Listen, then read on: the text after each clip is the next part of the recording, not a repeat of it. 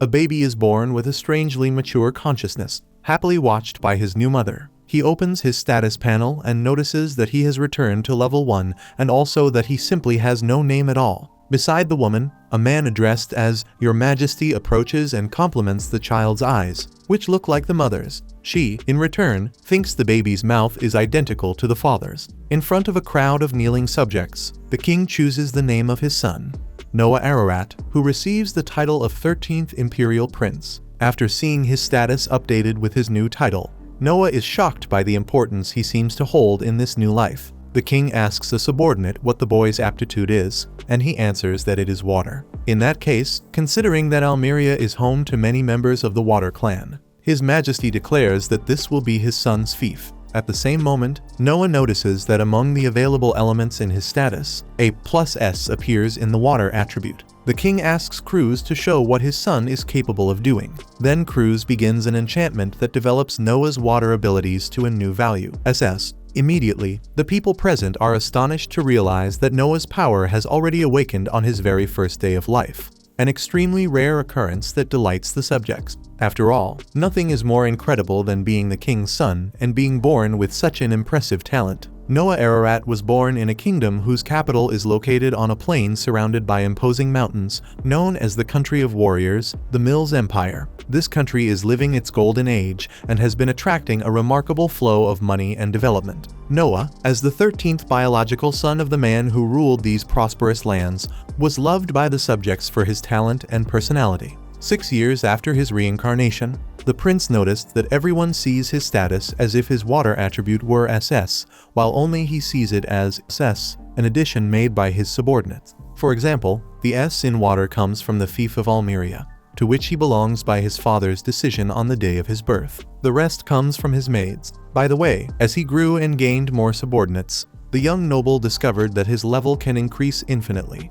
Not only having this unexpected privilege, Noah was also seen by the maids as someone who, despite his young age when most kids of his generation prefer spending the day causing mischief, was personally calm, focused, and strangely mature, emanating an air of leadership that not even many adult nobles could convey. Even so, of course, there are still limits to what a 6-year-old child can do. One day, Noah was approached by Evelyn, a beautiful maid specialized in receiving visitors. She informs him that the 2nd and 4th princes have come to visit and that he should eat calmly so he can receive his brothers. Since the crown prince is among them, Noah feels slight pressure at having to meet such an important figure of the kingdom.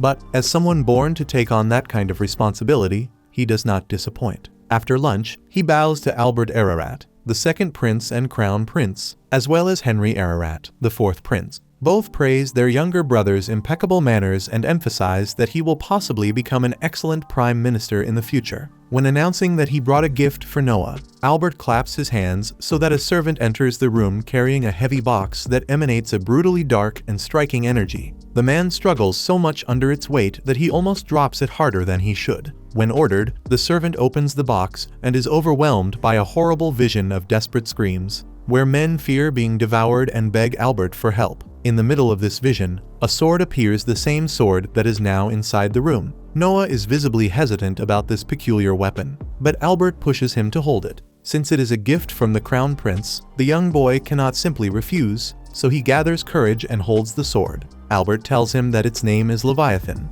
the most powerful water magic sword in the empire.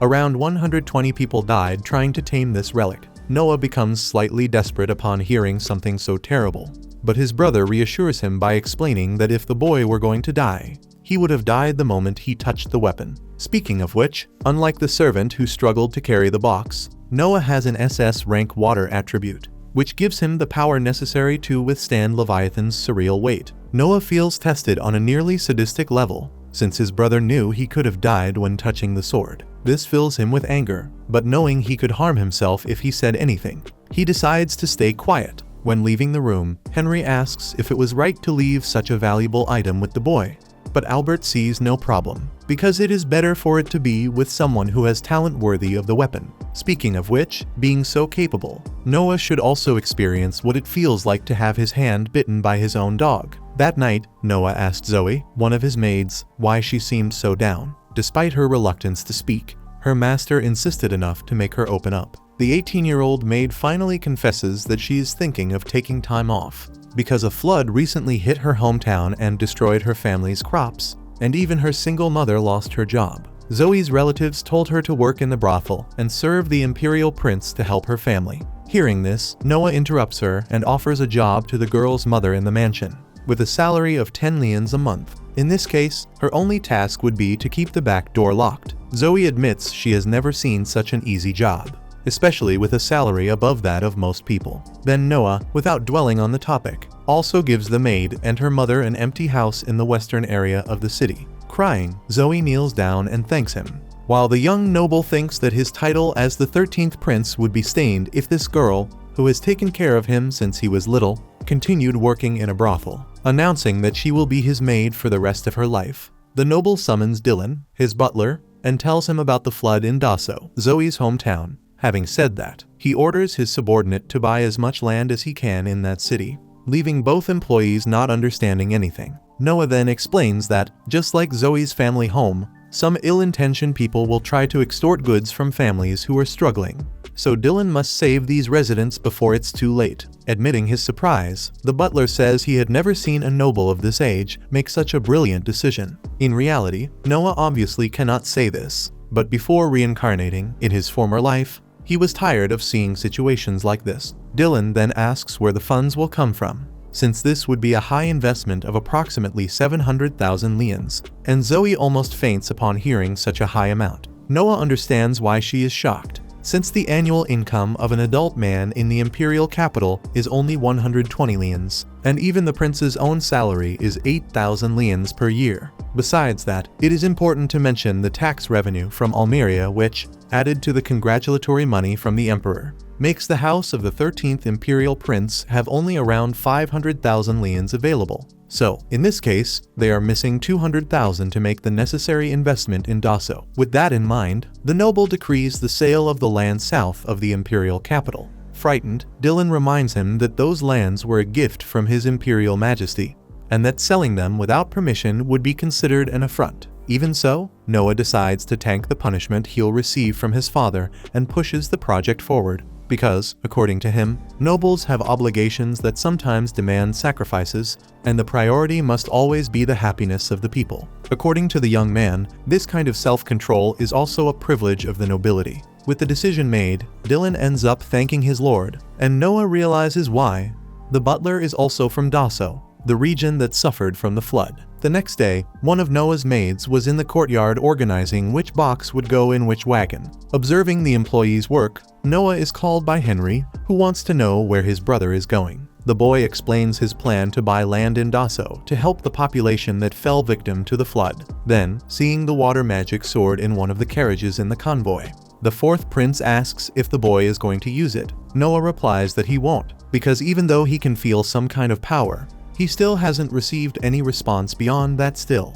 He decided to take the weapon with him. By the way, Noah asks why his brother came alone, and he says that Albert said something strange, so he asked them to investigate. Apparently, Leviathan has a will of its own and only obeys someone it recognizes as its master. Instantly, Noah thinks that if he isn't accepted by the relic, he will suffer the same horrible fate as the people he saw in his vision. Speaking of which, Henry says he understands why his brother wants to take the sword, but asks him not to use it, since he might die if he does. With Leviathan in the luggage, Noah Ararat heads toward Daso, and, after the trip, comes face to face with the devastation caused by the flood that swept away much of the city. As Zoe brings her hand to her mouth in fear, the 13th prince asks Dylan to go to the government office, since many houses were carried away by the catastrophe along with their property titles. Therefore, the option is to buy according to the government office's list. Dylan and Zoe are impressed by another brilliant insight from their master, while Noah takes responsibility for anything that may go wrong. After the butler leaves, the noble asks Zoe to show him the region, and as they walk through Daso's destroyed alleyways, the boy notices that the tubers are also starting to rot, which is yet another sign of the complete destruction suffered by the territory. Even when Zoe recommends that her master not dedicate himself so much to this matter, he insists he will return to Daso alone if the maid does not want to accompany him. And speaking of missions, they see that the Empire seems to be doing its part in the region, because in the middle of the city, a community soup line has been set up to feed the hungry population that is homeless and unemployed. However, tasting the food himself, Noah sees that the soup is basically pure water, so poor that it is almost rotten, with a terrible taste that makes that clear. Even so, an old man interrupts the noble to say that no one should complain, considering that at least they still have something to eat. Noah tries to explain that the issue is that the empire would not serve food like this. But the conversation is interrupted by the arrival of a group of men announcing an inspection. According to Zoe, the one responsible is Galal, a local employee who pinches his nose in disgust as he gets close to the soup. Smiling despite the terrible quality of the rations, one of the inspectors assures that, despite everything, Galal's share will be delivered to his mansion. Hearing that, Noah approaches and bluntly asks if he is witnessing embezzlement, which makes Galal laugh at the boldness of this kid. He argues that the region is going through serious difficulties and adds that people who are able to provide help need to be decisively rewarded, which is basically him justifying getting rich in the middle of a tragedy while the people eat water soup. Without backing down, Noah points out the man's crime of enriching himself at the expense of others' suffering. And, enraged, Galal makes it clear that this is also an affront to Lord Rowan, ruler of these lands. With the image of Leviathan in his mind, Noah immediately sentences the inspector to death, and the magic sword flies toward the noble, placing itself at his side as if agreeing with the criminal's punishment. As he unleashes a torrent of water around the boy, Noah feels the relic's power taking hold of him. Just as he takes hold of that extraordinary energy, it's a painful act that causes the human genuine suffering. Yet he had both the talent and the determination to wield that equipment. With the sword in his hand, he orders Leviathan to use its power for the people, as should be done by all those who possess the privilege of strength, the true meaning of nobility. In response, Galal attacks with his sword, but Noah quickly beheads him. The inspector's death triggers a violent reaction from his guards, but before they can strike, Leviathan reacts on its own and creates a crater so massive in the ground that one couldn't even see the bottom. Hearing the commotion, the captain of the knights who govern Daso arrives at the site of the impact and is stunned when he sees the enormous hole. One of the inspector's subordinates accuses the child of killing Galal, and when he realizes who that child is, Lord Rowan Green runs toward Noah and kneels to show respect to the 13th prince of the Mills Empire. He explains that he belongs to Henry's family, Noah's brother,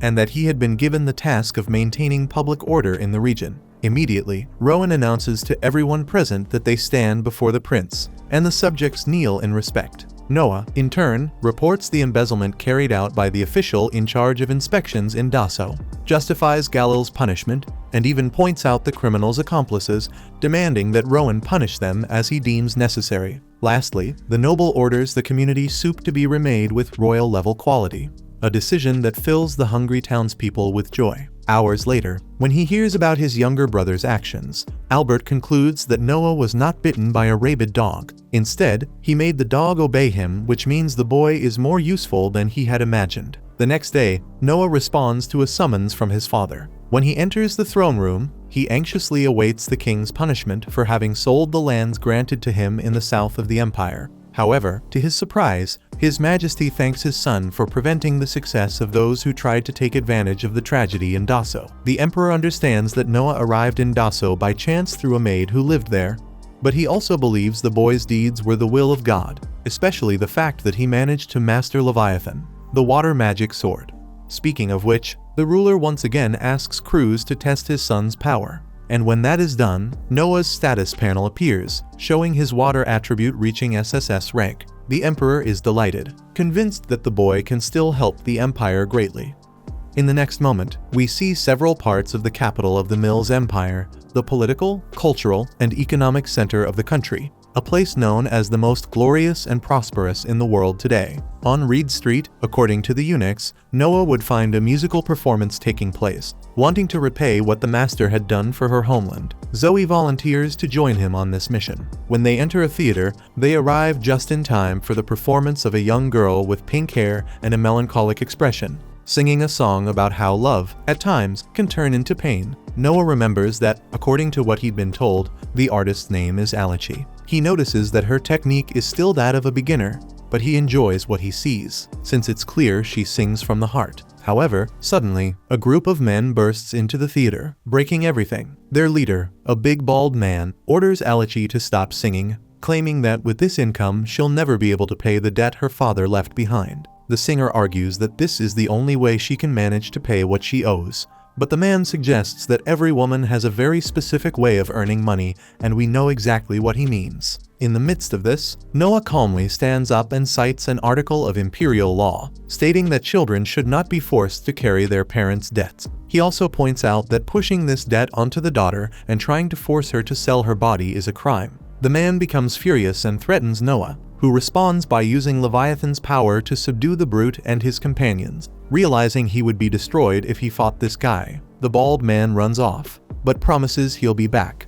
While the entire audience is left speechless upon realizing they are in the presence of an imperial prince, Noah says he enjoyed the girl's singing and asks what her monthly expenses are. Embarrassed, she explains that she needs to pay for her mother's medical treatment. So Noah decides to give her a monthly payment of 25 lians so she can sing peacefully whenever she wants or needs, promising to increase the amount whenever she improves. Later, the noble returns to his humble residence, where he is greeted by his humble servants cleaning his humble shoes. He asks who those men causing trouble at the theater were, and Evelyn explains that they are known for lending money illegally in the region, in other words, classic loan sharks. By the way, upon discovering who they had been dealing with, the troublemakers found the decency to bow at the prince's gate to apologize for what they had done. But Noah orders the maids to send them away.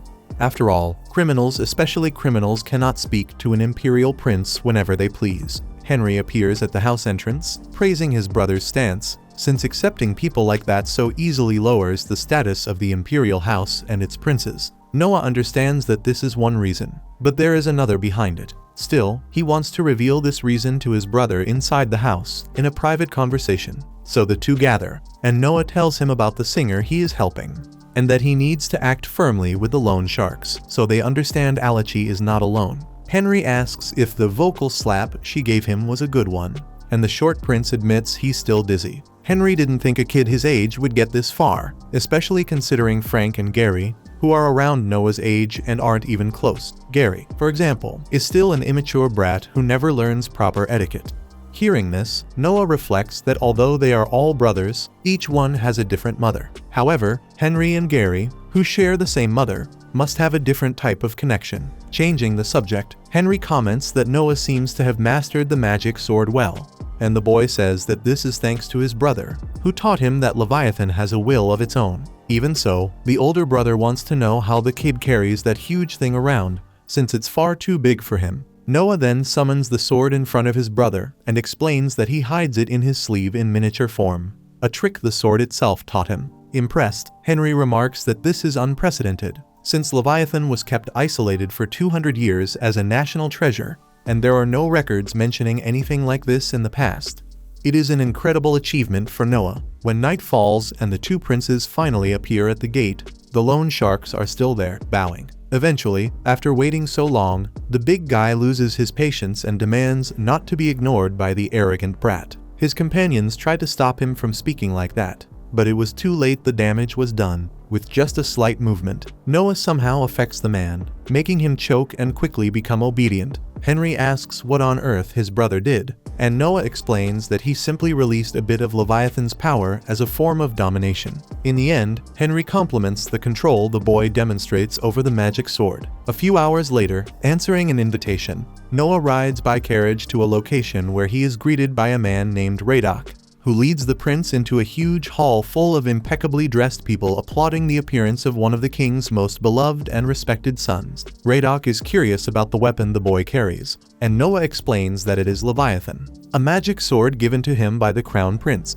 This information leaves everyone stunned, since it is a national treasure personally granted by Albert Ararat. Knowing that the 13th prince's domain is Almiri, the crowd connects this territory with the sword Noah carries. In the middle of all the chatter, however, there is a brief moment of silence just like in an episode of El Chavo, only one guy happens to be talking, and he's ironically mocking the prince's sword, saying it looks like one of those toy swords that light up when you press a button and are sold in department stores. Noah looks straight at the man, who pretends it wasn't him, but Leviathan knew well who it was. Without delay, the sword releases a dark miasma that starts suffocating and driving the people in the hall insane. Noah demands that the weapon stop doing that and points out that loyalty is good, but this was an exaggeration after all. It was clear the sword got angry after hearing its master being disrespected. Despite the tense moment, Radok applauds the Imperial Prince and highlights the vast power of national treasures, since it became obvious that everyone there had the privilege of feeling the same sensation of death through His Highness's overwhelming power. Immediately, the guests begin applauding Noah Ararat as if he hadn't nearly killed everyone, while Radok asks the prince what should be done with the laid-back guy who spoke badly about Leviathan. Noah replies that they should just ignore him because what comes from below doesn't reach you. Then, some guests are brought forward to meet His Highness, one of them being a famous merchant known as Lance Allison. However, the ones who catch the prince's attention the most are the two people who appear next. A man who introduces himself as Byron Allen, administrator of the Allen Mercantile Company. Beside him, not very comfortable with these situations, a girl introduces herself as Cindy Allen. Right away, Noah asks if she is adopted, because Byron seems to be someone from the second or third generation and carries the mannerisms of the upper class, unlike the girl. Besides that, he also noticed that Cindy had been a slave in the past, since from the moment she arrived her gaze has been one of intense observation, the eyes of someone who had once been enslaved. Impressed, Allen confirms the prince's suspicions and admits that he bought Cindy, but that she is smart and learns things quickly. However, contrary to what the merchant expected, the prince admires and encourages this kind of thing, even inviting the man to visit his mansion someday to talk more about the child. Upon hearing this, the people around them react as if Byron had won the lottery, and all the attention and envy in the hall shift toward the merchant and his daughter as he withdraws from His Highness's presence. When he leaves, Noah comments to Radok that there is another reason he knew she wasn't his real daughter. Whenever the prince reaches for his sword, the girl immediately turns toward it with full focus, which proves Cindy has been protecting Allen since the first threat.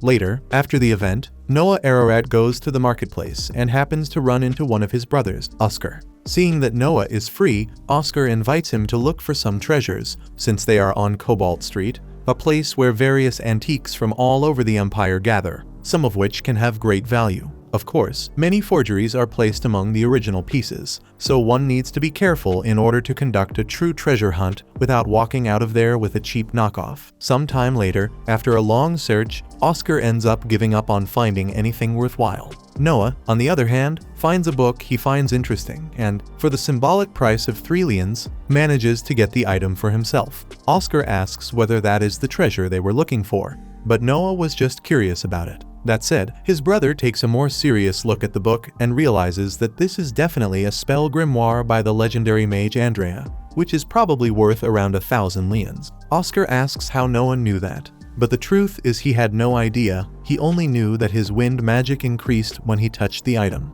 On that note, noticing his sword trembling in the sheath, Noah draws Leviathan and points the blade at the grimoire, since the only ones capable of increasing his abilities are those that possess a will of their own, which seems to be the case with this book. As expected, the book opens and releases what Oscar believes to be the vengeful spirit of the mage who mastered wind magic. As if it were a shadowy entity, that ghostly manifestation seems dangerous enough to make anyone run away in fear, anyone except Noah Ararat, who, wielding his magic sword, uses its water power to expel the spirit with relative ease. Worried and still unable to fully believe what he saw, Oscar asks about the potential damage to the city from the magic his brother used, but Noah explains that he fired upward, avoiding any such problem, which impresses Oscar even more due to how quick and correct that decision was. In the midst of this, the owner of an antique shop named Alan Bardsley bows before the princes, and, after seeing what Noah is capable of with magical items,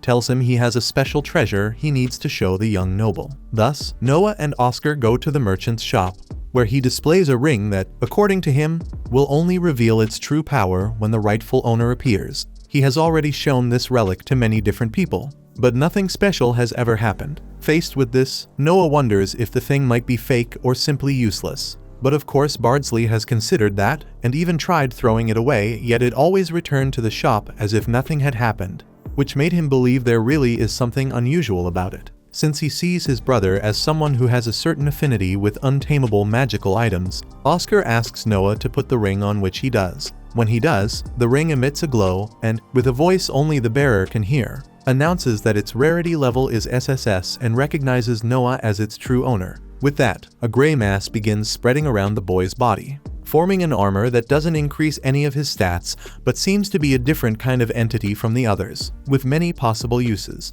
Satisfied with this, Noah says he will send payment for the item to Alan. But Oscar insists on paying and giving the ring as a gift, since he has increasingly seen that there is something different inside his brother that needs to be encouraged. After that meeting at Alan's shop, Oscar gives his brother a ride back home, and the moment the boy steps out of the carriage, he's attacked by the big, bald lone shark who had only been waiting for the right moment to settle the score. Noah reacts immediately, using the power of his ring to conjure a shield made from the strange material the item produces, blocking the sword strike thrown by the attacker. Right after that, one of Noah's servants takes advantage of the moment to knock the lone shark down and subdue him. Oscar asks how his brother managed to do that, and Noah explains that he connected the ring to Leviathan, which seems to have acted as an automatic defense in response to the hostility. Hearing this, as always, Oscar is once again impressed by how the boy managed to master that item in such a short amount of time. Sometime later, Noah Ararat returns to the theater where he first found Asahi. Since he dealt with the lone shark, he believes the singer will finally have the peace she deserves, convinced that the man won't bother her again. However, that's far from the truth. Two drunkards who were drinking themselves senseless in the place had the nerve to climb onto the stage and start fighting over the girl, acting as if she were a waitress obligated to serve them more drinks, while clearly being interested in something more than that. Just as the two are about to throw a punch, Noah places his magical shield between them and ends up breaking at least one bone in each of their hands when they strike the barrier. Then, with his sword, he slices their clothes apart and forces them to flee the theater in their underwear. Seeing that the clientele of this establishment isn't exactly well-mannered, Noah demands that the owner stop unbearable drunks like those from coming in, but the man laments that, unfortunately, that kind of drunk is literally the entire audience that keeps the place running. Since that's the case, the prince decides to buy the whole dump for 1,000 lians, an amount so high it leaves the guy emotional. Asahi, in turn, thanks him for everything the noble has been doing for her and asks if she can somehow repay all this kindness. Noah then reminds her that the only thing he expects is for her to sing working hard so that one day even the emperor himself might want to hear her voice. And so, the promising young girl begins a song that moves the audience. As time went by, on a certain day, Noah Ararat received a visit from Dead Murray, the general governor of Hajoy, which was Noah's fief. The imperial family had a tradition of granting fiefs to princes so they could learn how to administer them, and the title of lord made the residents view these aristocrats as true masters. This was no different for Dead Murray, originally from Almeria, but now working in Hajoy. By imperial order, he had been assigned to control the floods in that region. But the mission had not been going well. Hajoy was a fertile area that produced grain along the bend of a great river. Although this offered the opportunity for abundant harvests, it came with an obvious drawback. The river could overflow and flood the place. According to the governor, the difficulty in resolving the issue came from the fact that Hajoy had not yet received the funds needed for the project. Despite being an imperial order, the Ministry of Finance kept presenting excuses instead of transferring the money that would help resolve the crisis. Already imagining what this was about, the talented young noble wasted no time and went straight to the mansion of the finance commissioner, Maybrick, who was calmly eating his steak while receiving one of the emperor's sons. Before anything else, Noah told the commissioner to shut his mouth if he planned to say this was something a child wouldn't understand, which immediately made the man realize he might be underestimating someone despite his young age. Forcing a strained smile, Maybrick explained that the flooding in Hajoy had saddened Emperor Ararat so much that he had exempted the fief from paying taxes for the entire year, and that this lack of tax revenue was the reason there was no money available. Noah instantly asked if the commissioner was joking, leaving both Maybrick and Dead Murray stunned by the harsh, direct way the boy spoke. According to Noah, taxes stopped being collected because there were no taxes to collect, an act of kindness from the crown. Yet the commissioner behaved as if that were a valid excuse to withhold funds from a fief in need. Feeling the pressure, Maybrick changed his explanation and argued that the national treasury had no available funds because it was focused on building a new summer resort for Emperor Ararat, so that he could spend his vacation somewhere cooler than the capital. Hearing this, Noah lost his patience and pointed out the commissioner's disrespect toward Hajoy by prioritizing the construction of a vacation home over helping a flooded fief. He then threatened to involve the emperor directly so the matter could be resolved properly. At this, Maybrick panicked and knelt before the prince, begging for mercy. Noah agreed to let it go as long as the commissioner sent the budget to Hajoy immediately. At once, Maybrick rushed off to fulfill the order, and Dead Murray was left impressed that this boy had forced such an important member of the crown to his knees without yielding even a little. The governor apologized for involving the prince in the matter and left to handle the flooding using the funds sent. After this meeting, just as Dead Murray was departing,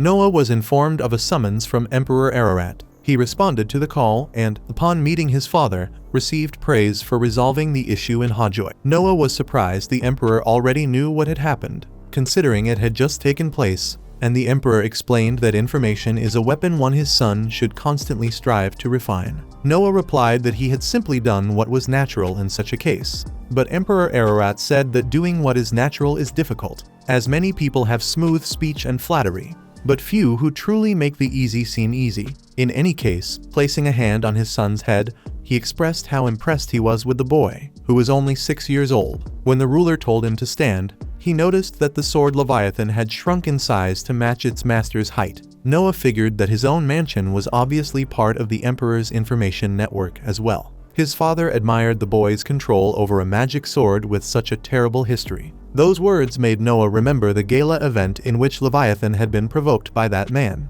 releasing the macabre miasma that almost suffocated everyone. Regardless, the emperor believed it was a good idea to assign the prince an appropriate instructor so he could handle the magic sword as safely as possible. Thus, he summoned Damian Noble, the greatest swordsman in the empire, who would be responsible for teaching the young noble the art of swordsmanship. To Noah's surprise, Damian Noble asked to test the boy in a duel. Emperor Ararat reminded him that his son was only a child, but the instructor explained that he simply wished to assess the boy's talent, not his technique. When the ruler allowed the duel, Noah was even more impressed by how confidently Damian had persuaded the emperor so quickly. Damian Noble told Noah to attack however he wished, and the boy charged straight at him. In that moment, he felt Leviathan's memories of its former masters rising within him. A clash ensued between the two swordsmen, and after a few exchanges, Noah shocked everyone by disarming his opponent. By doing this, the boy expected nothing less from a magic sword that had accepted him as its master.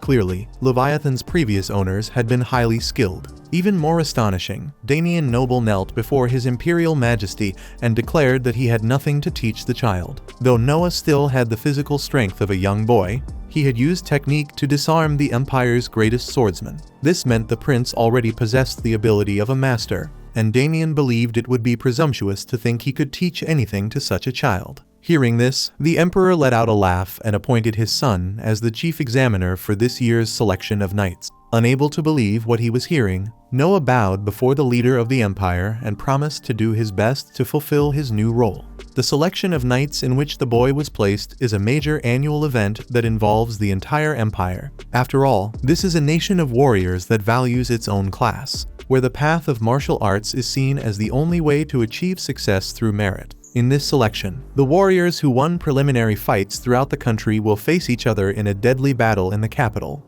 and the winner will receive the title of knight and enter the upper class. The first task of a knight is to become a subordinate of the selection officer, who, in this case, will be Noah Ararat this year. Having a good knight as a member of his team will certainly make the young prince stronger. With that, the emperor asks whether his son will choose his candidates based on brute strength or if he will choose the winner. So Noah establishes that the regional preliminary rounds will be eliminated and the entire selection will take place in the imperial capital. Noah wants everyone to fight in front of him because the empire is huge, making it impossible to follow every regional qualifying round.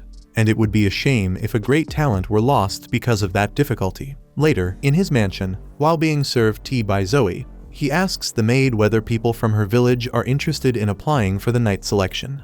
And she explains that they are, because this is the only chance for ordinary people like them to become someone important. That's why every year there is a representative from there. Then Noah tells her that he eliminated the regional championship, meaning anyone who wants to participate can do so without going through that filter. Zoe seems happy about this, but sad at the same time. After the master's insistence, she confesses she feels this way because the real reason why Dassault only sends one representative each year is that it is difficult for them to pay for travel and lodging costs in the capital. which is an expensive place, since the person sent can only go thanks to donations from the other residents, because Daso's candidate carries the expectations of the entire population into the selection.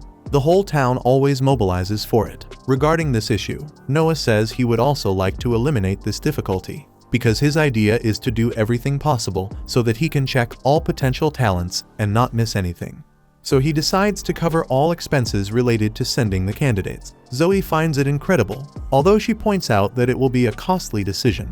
And Noah argues that there is no need to prepare everything from scratch. He then summons Dylan and orders him to buy all vacant houses that exist in the imperial capital. But if that is not enough to accommodate all candidates, the butler must have a dormitory built. In addition, Noah orders Dylan to contact all merchants he knows to announce a meeting with the prince to solve the issue of the candidates' meals. Later, when meeting with Byron Allen and receiving an estimate of how much he will spend on food during the tests, Noah notices that the price is much lower than he expected, and the merchant says he made a special price because it is a request from the 13th prince. However, Noah states categorically that the merchant would never give such a discount out of kindness, which embarrasses Byron Allen for having underestimated the Lord because of his age. In any case, the merchant informs him that while the night selection is happening, there will also be a test to recruit servants for the palace, and Byron Allen would like to know something about the tendencies of the approved candidates. Imagining that Byron Allen wants to send a woman to the palace, Noah responds that if there was someone in the palace under the merchant's control,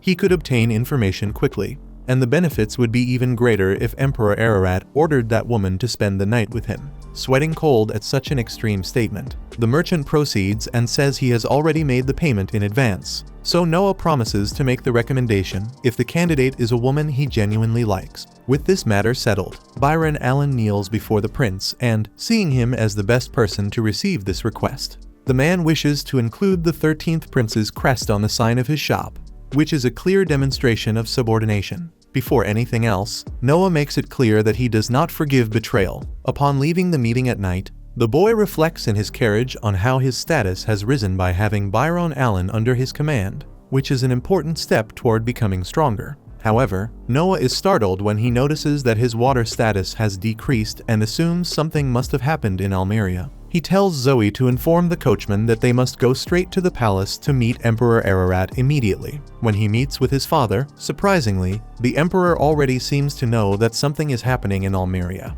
even before Noah says anything. Not because he knows exactly what is going on, but because he is sensing the signs, while Noah states that there is certainly some problem occurring. At that moment, a servant approaches Emperor Ararat and whispers information into his ear. Impressed with his son's intuition, the ruler reveals that a rebellion is taking place in Almeria and asks his son how serious he believes the problem is. Noah analyzes that if the SS of his water rank became an S, it seems like it was cut in half, but in reality it is only one level below all levels. In other words, at the moment the prince believes the rebellion is small in scale.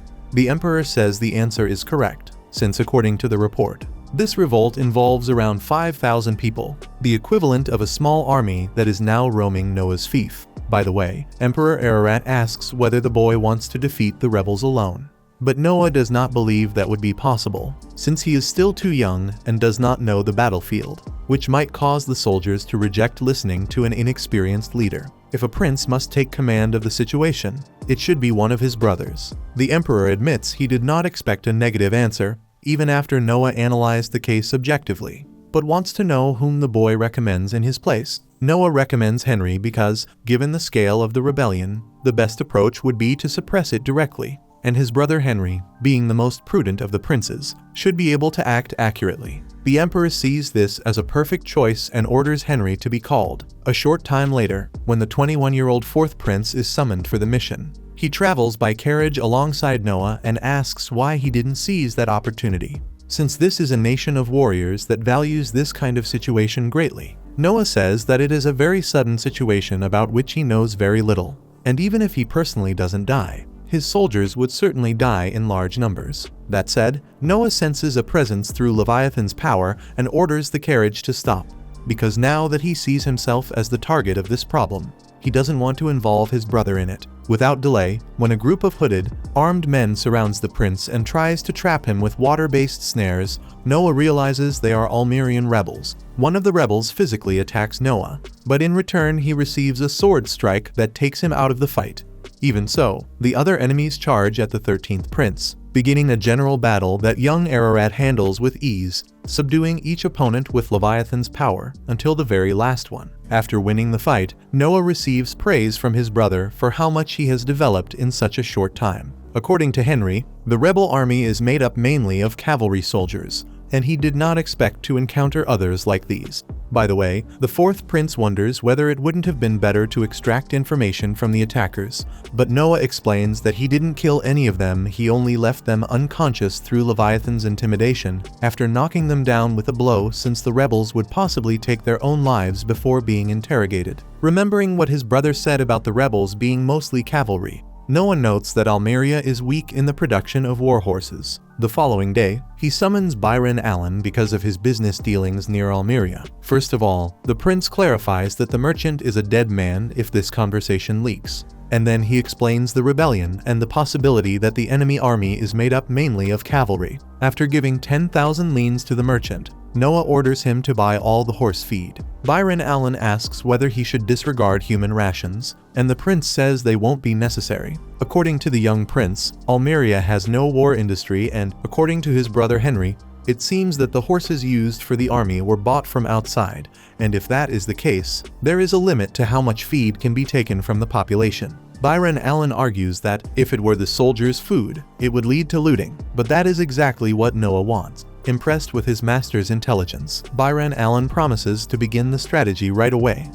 Soon after, in the kingdom's castle, the emperor discovers that the rebels tried to capture Noah to use him as a bargaining chip. The boy also tells his father that the captured rebel confessed far too easily, which could mean he is lying. Emperor Ararat praises his son's perception but emphasizes that there is nothing to worry about, since there is a way to find out whether someone is telling the truth. Imagining it might involve torture, Noah stays quiet because he doesn't understand anything about that. His father points out that the empire would have to make very difficult decisions if the 13th prince had been captured. He also says he is impressed that the boy chose the feed supply as his target. Noah is surprised to hear this, considering he had just ordered them to buy all the horse feed. Emperor Ararat adds that if this were only a siege, someone else could surely have had the same idea. For example, Albert, the crown prince, would have let the rebels starve so it would serve as a warning for the next rebellion. But Noah is thinking about the possibility of an invasion by his own people, and created a siege only against the horses, even using personal funds.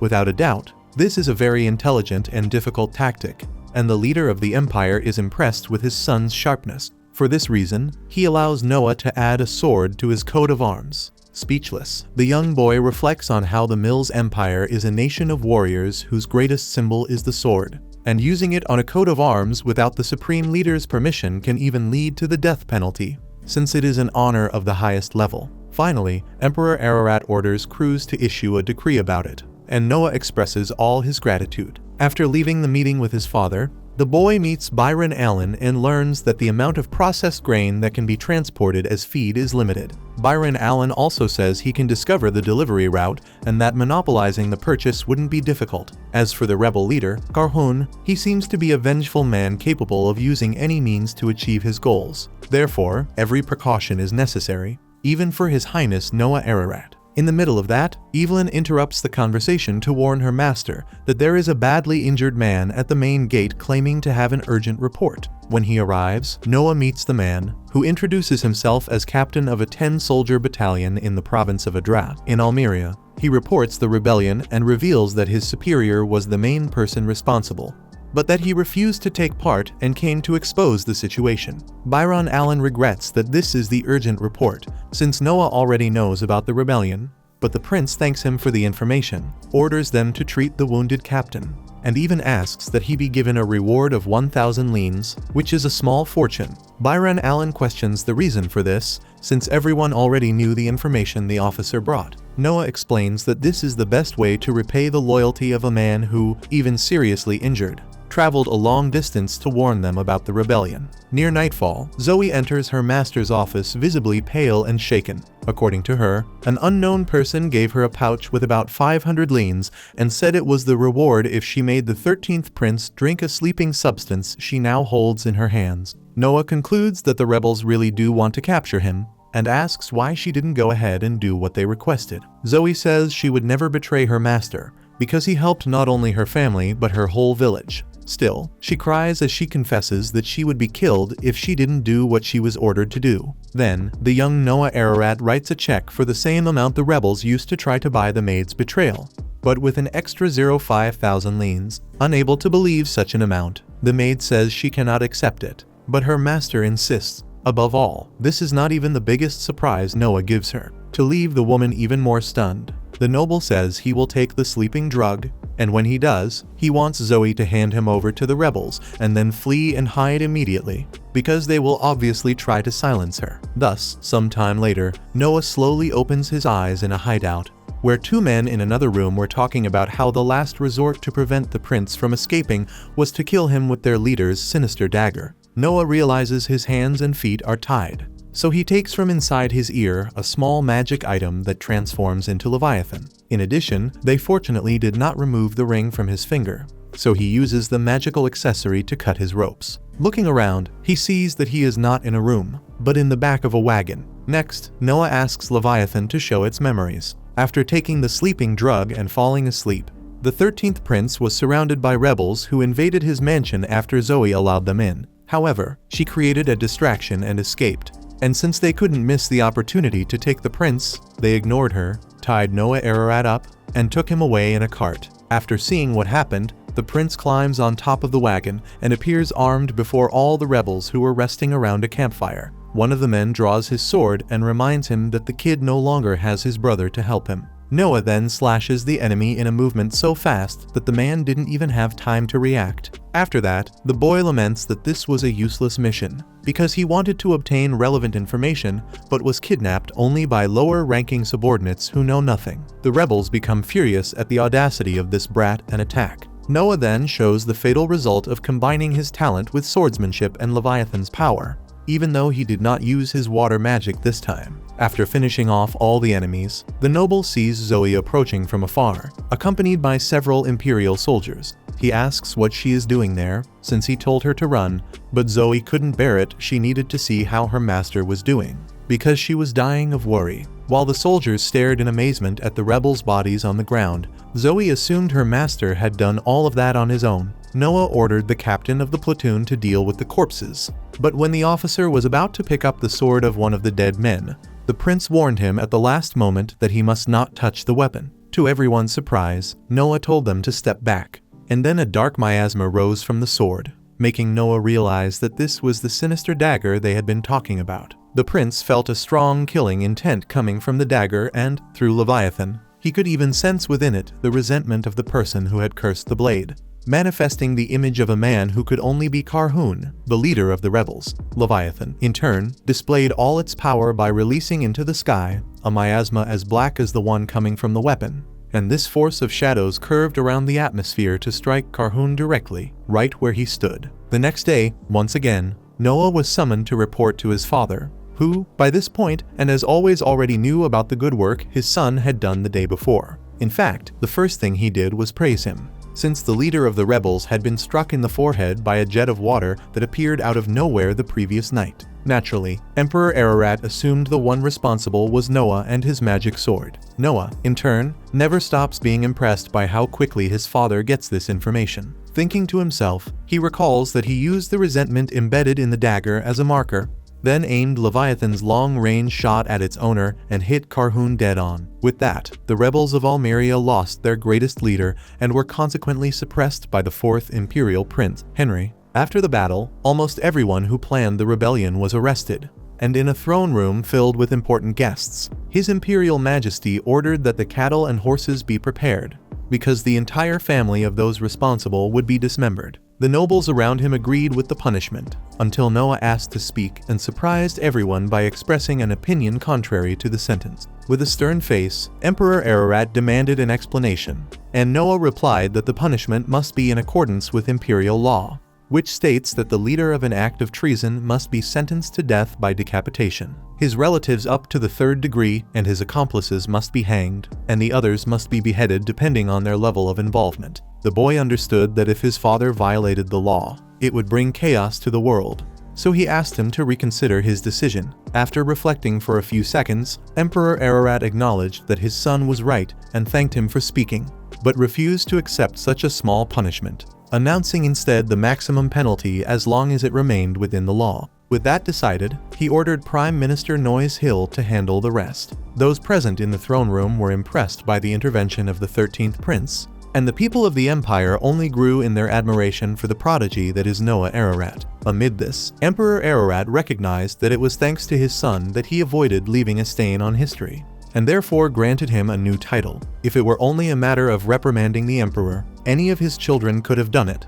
But Noah's rare quality was guiding his father toward the right thing to do. Thus, so the world may know the young man's wisdom, Emperor Ararat named Noah with the title of sage, something unheard of for a prince. The ruler even lamented that the boy had not been born earlier. With that done, the people acclaimed Imperial Prince Noah, the sage. Remembering that the knight selection would soon take place, the emperor asked whether his son had already decided how he would choose, and Noah replied that he had an idea, but preferred to show it later. In the next scene, in a courtyard of the castle, Noah took a sip from his teacup and then asked the men around him to throw on him the bucket of water they were holding. When the first servant did so, the boy's ring acted on its own and blocked the water with its magic protection, leaving Emperor Ararat astonished. The other 3 men did the same, and each time the accessory protected its user. After demonstrating his idea in practice, Noah explained that he would conduct the knight selection by having them attack him, observing how far they would advance. From this, his father understood that the idea would reduce Noah's burden and allow him to endure the long selection process without trouble. But he warned of the danger involved. If someone strong enough were present in the test, the protection might be broken. Noah, however, assured him that he was aware and prepared for that. Trusting his son's intelligence, the father did not oppose the decision and praised the ability of the new sage. In the late afternoon, in a more secluded part of the palace, Prime Minister Noise Hill commented to the emperor that it had been risky to say in public that he wished Noah had been born earlier. But Emperor Ararat saw no problem with it. After all, the boy had not only given him valuable advice, but had also killed an enemy leader without even going to the battlefield, something that had never happened before. Furthermore, as expected, the boy's magic sword confirmed that it possessed terrifying power. Standing before a staircase, Emperor Ararat ordered crews to bring the coffin resting at the top of it. According to him, legend says that Leviathan's true seal must never be broken. But perhaps Noah is capable of changing that story. As time goes by, the long-awaited moment finally arrives, the grand selection of new knights for the Mills Empire. Mills, in the ancient tongue, means warrior, which shows the value this people places on martial and military arts, since skill with weapons is the only way to rise in life through merit. Every year this event attracts a large portion of the population. But this edition has a special occurrence. An imperial prince has taken on the role of selection chief, something unprecedented. Because of that, even more people showed up to see Noah Ararat in person. When the next candidate is called to attack the prince, he unleashes a strike with his sword. But Noah, calm and drinking his tea, is easily protected by his magic accessory. No matter how many times the man strikes, the shield protects its user. In the end, it is the attacker's sword that ends up breaking. Watching the event from afar, Cruz comments that this year's event seems to be more exciting than the previous ones. But all that matters to the emperor is the result.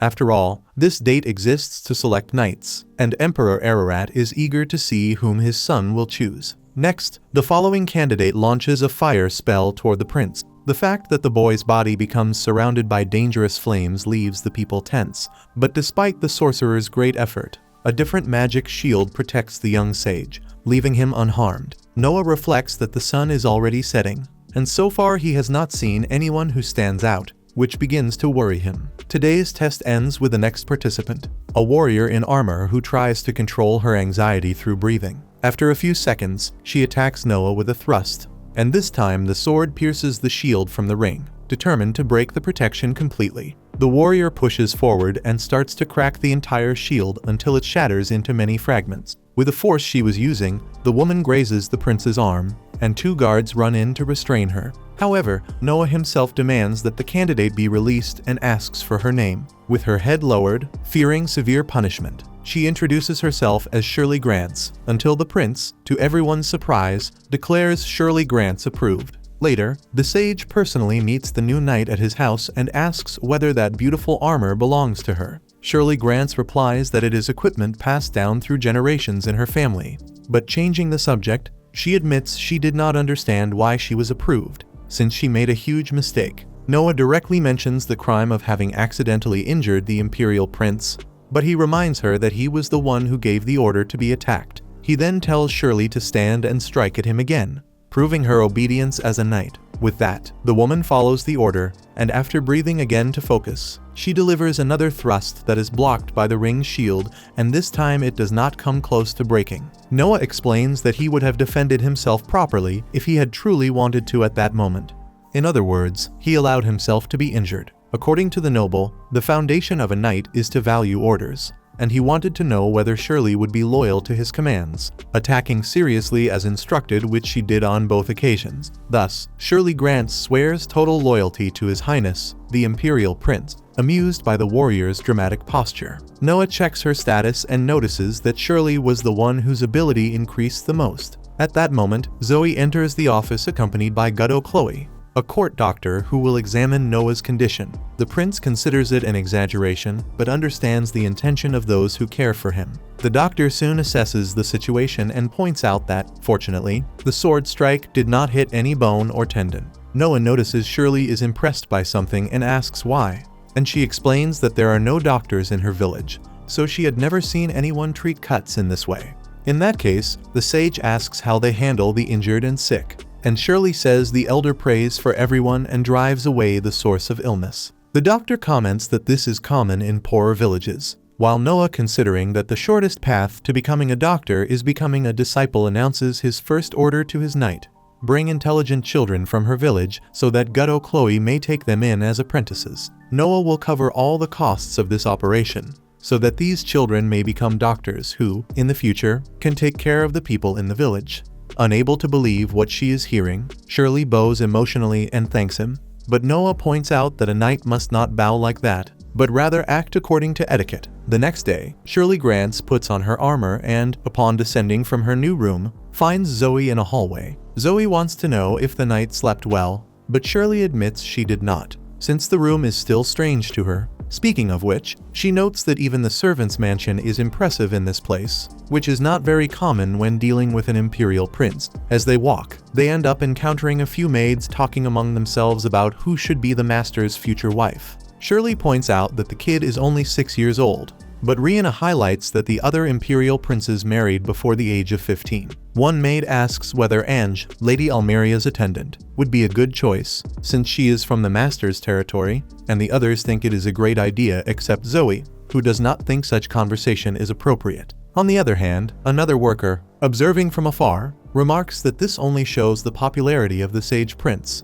For example, a few cafes were opened near Noah's mansion, thanks to the number of women who gather in the area hoping to see the prince. Rihanna comments that even Evelyn says there is no other imperial prince as kind as this one, and then teases Zoe, asking how much she admires the boy so much that she even started learning magic recently to keep the master extra safe. Feeling awkward, Zoe argues that she's only trying to serve the prince as best she can, then walks away to ease the pressure from the other girls. Later, Noah Ararat receives this year's night selection report from Rowan Green. According to the commander, the recruits are first-rate thanks to the method the prince created, and the Night Corps is deeply grateful for such excellent newcomers. With that, Noah writes a formal note of thanks to everyone who helped organize the event, then asks his knight to escort their guest outside the mansion. While Rowan Green prepares his horse, Shirley bows and thanks him for coming. At that moment, the man understands why the prince sent Shirley to accompany him.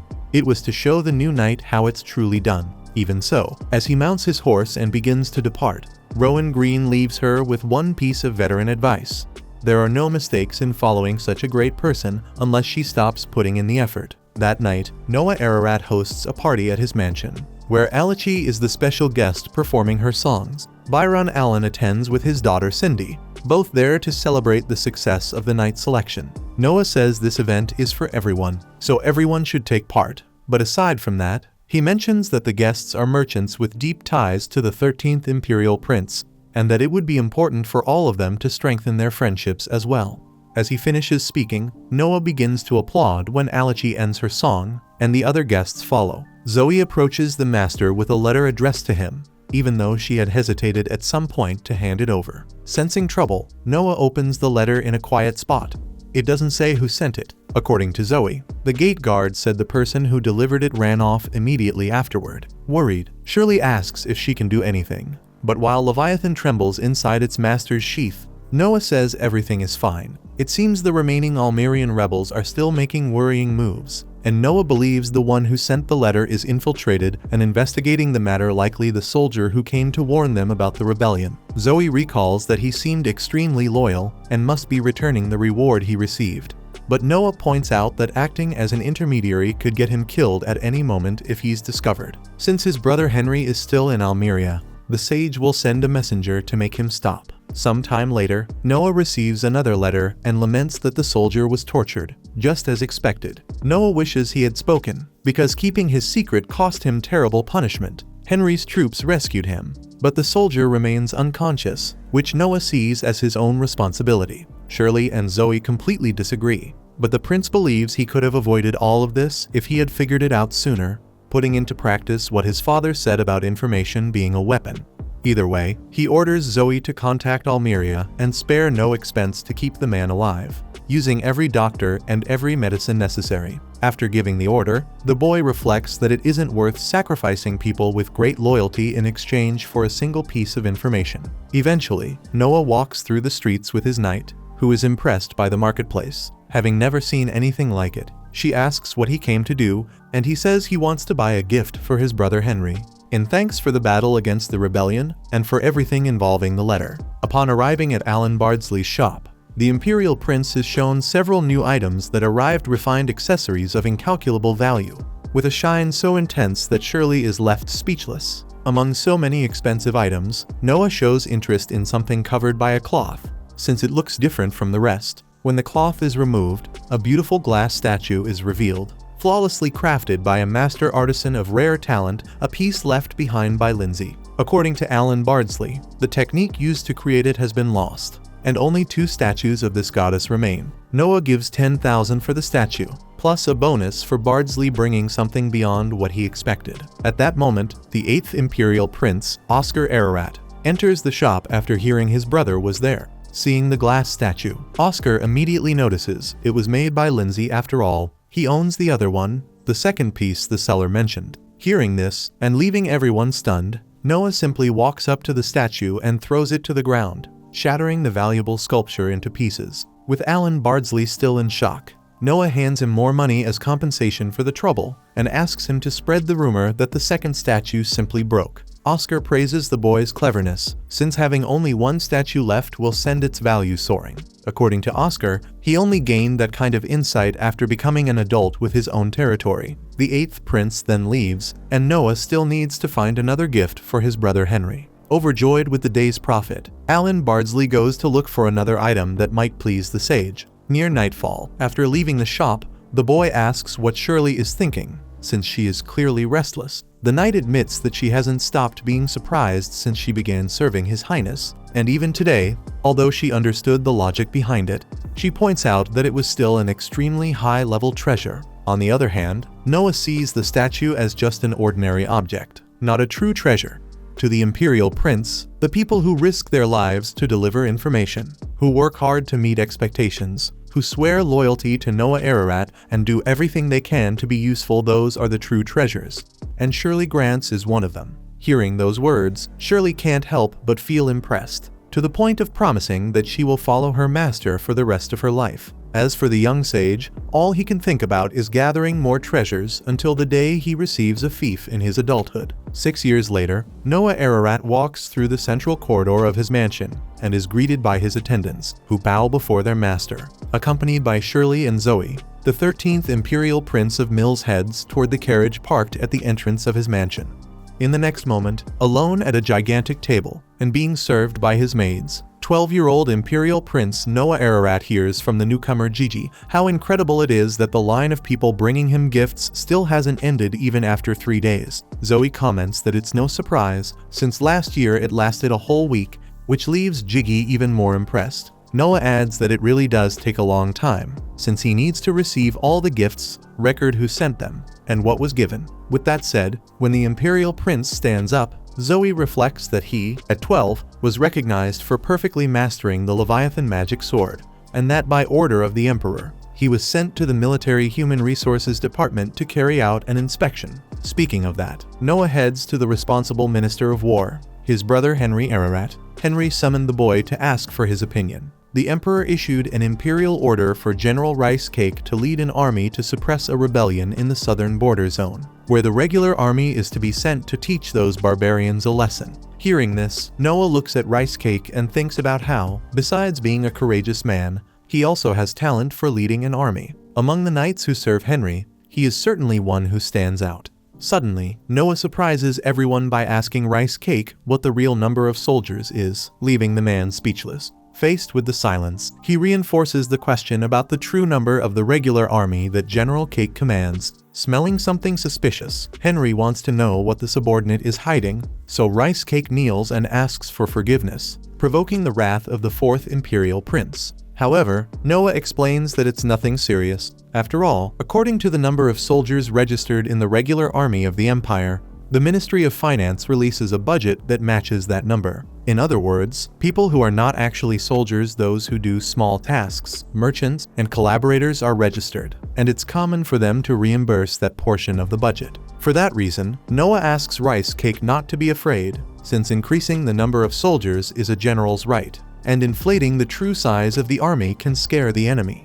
Henry ends up agreeing, since even if the real number isn't that high, saying he commands an army of 100,000 men can have a positive effect. That is why the 4th Prince praises his younger brother's deep intelligence, which is already expected. However, Noah states that this time is different, considering that the Emperor's order is for the victory to be overwhelming, and that is why he asked how many people are being hidden within those numbers. Rice Cake responds that it's around 2,000 people, so Noah orders him to replenish those numbers. After writing a letter, the young sage orders Rice Cake to deliver it to the Ministry of Finance, so the expense will be treated as miscellaneous costs and more money can be released equivalent to 2,000 people.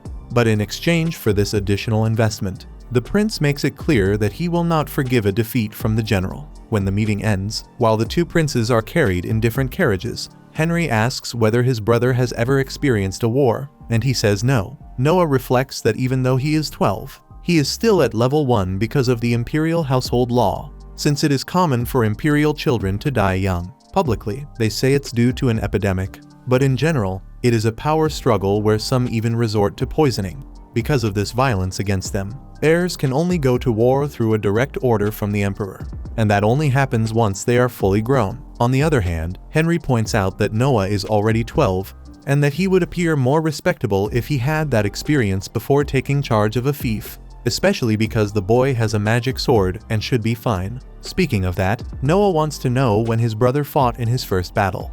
But before he can answer, a ragged little girl steps in front of the carriage and begs for help. Other children in the same condition come running, until several adults appear to capture them. Quickly, Noah gets out of the carriage and orders the men to stop, not recognizing who he is. The man in front tells the kid to stop meddling in other people's business. Noah then asks to see the man's registration and asks for the name of his shop, since, according to imperial law, trading people without a license is a serious crime. Knowing they are in the wrong, the trio of criminals doesn't even answer the question and immediately attacks. Faced with the situation, Noah Ararat draws his sword and lands a quick blow on each of the criminals, impressing the crowd watching with such fast and precise movements. After that, the Imperial Prince confirms that the men were slave traders, and the little girl, crying, explains that she and the other children were going to bring in good money. According to those men, suddenly, a hooded old man appears from an alley and reveals that he does business using children like them.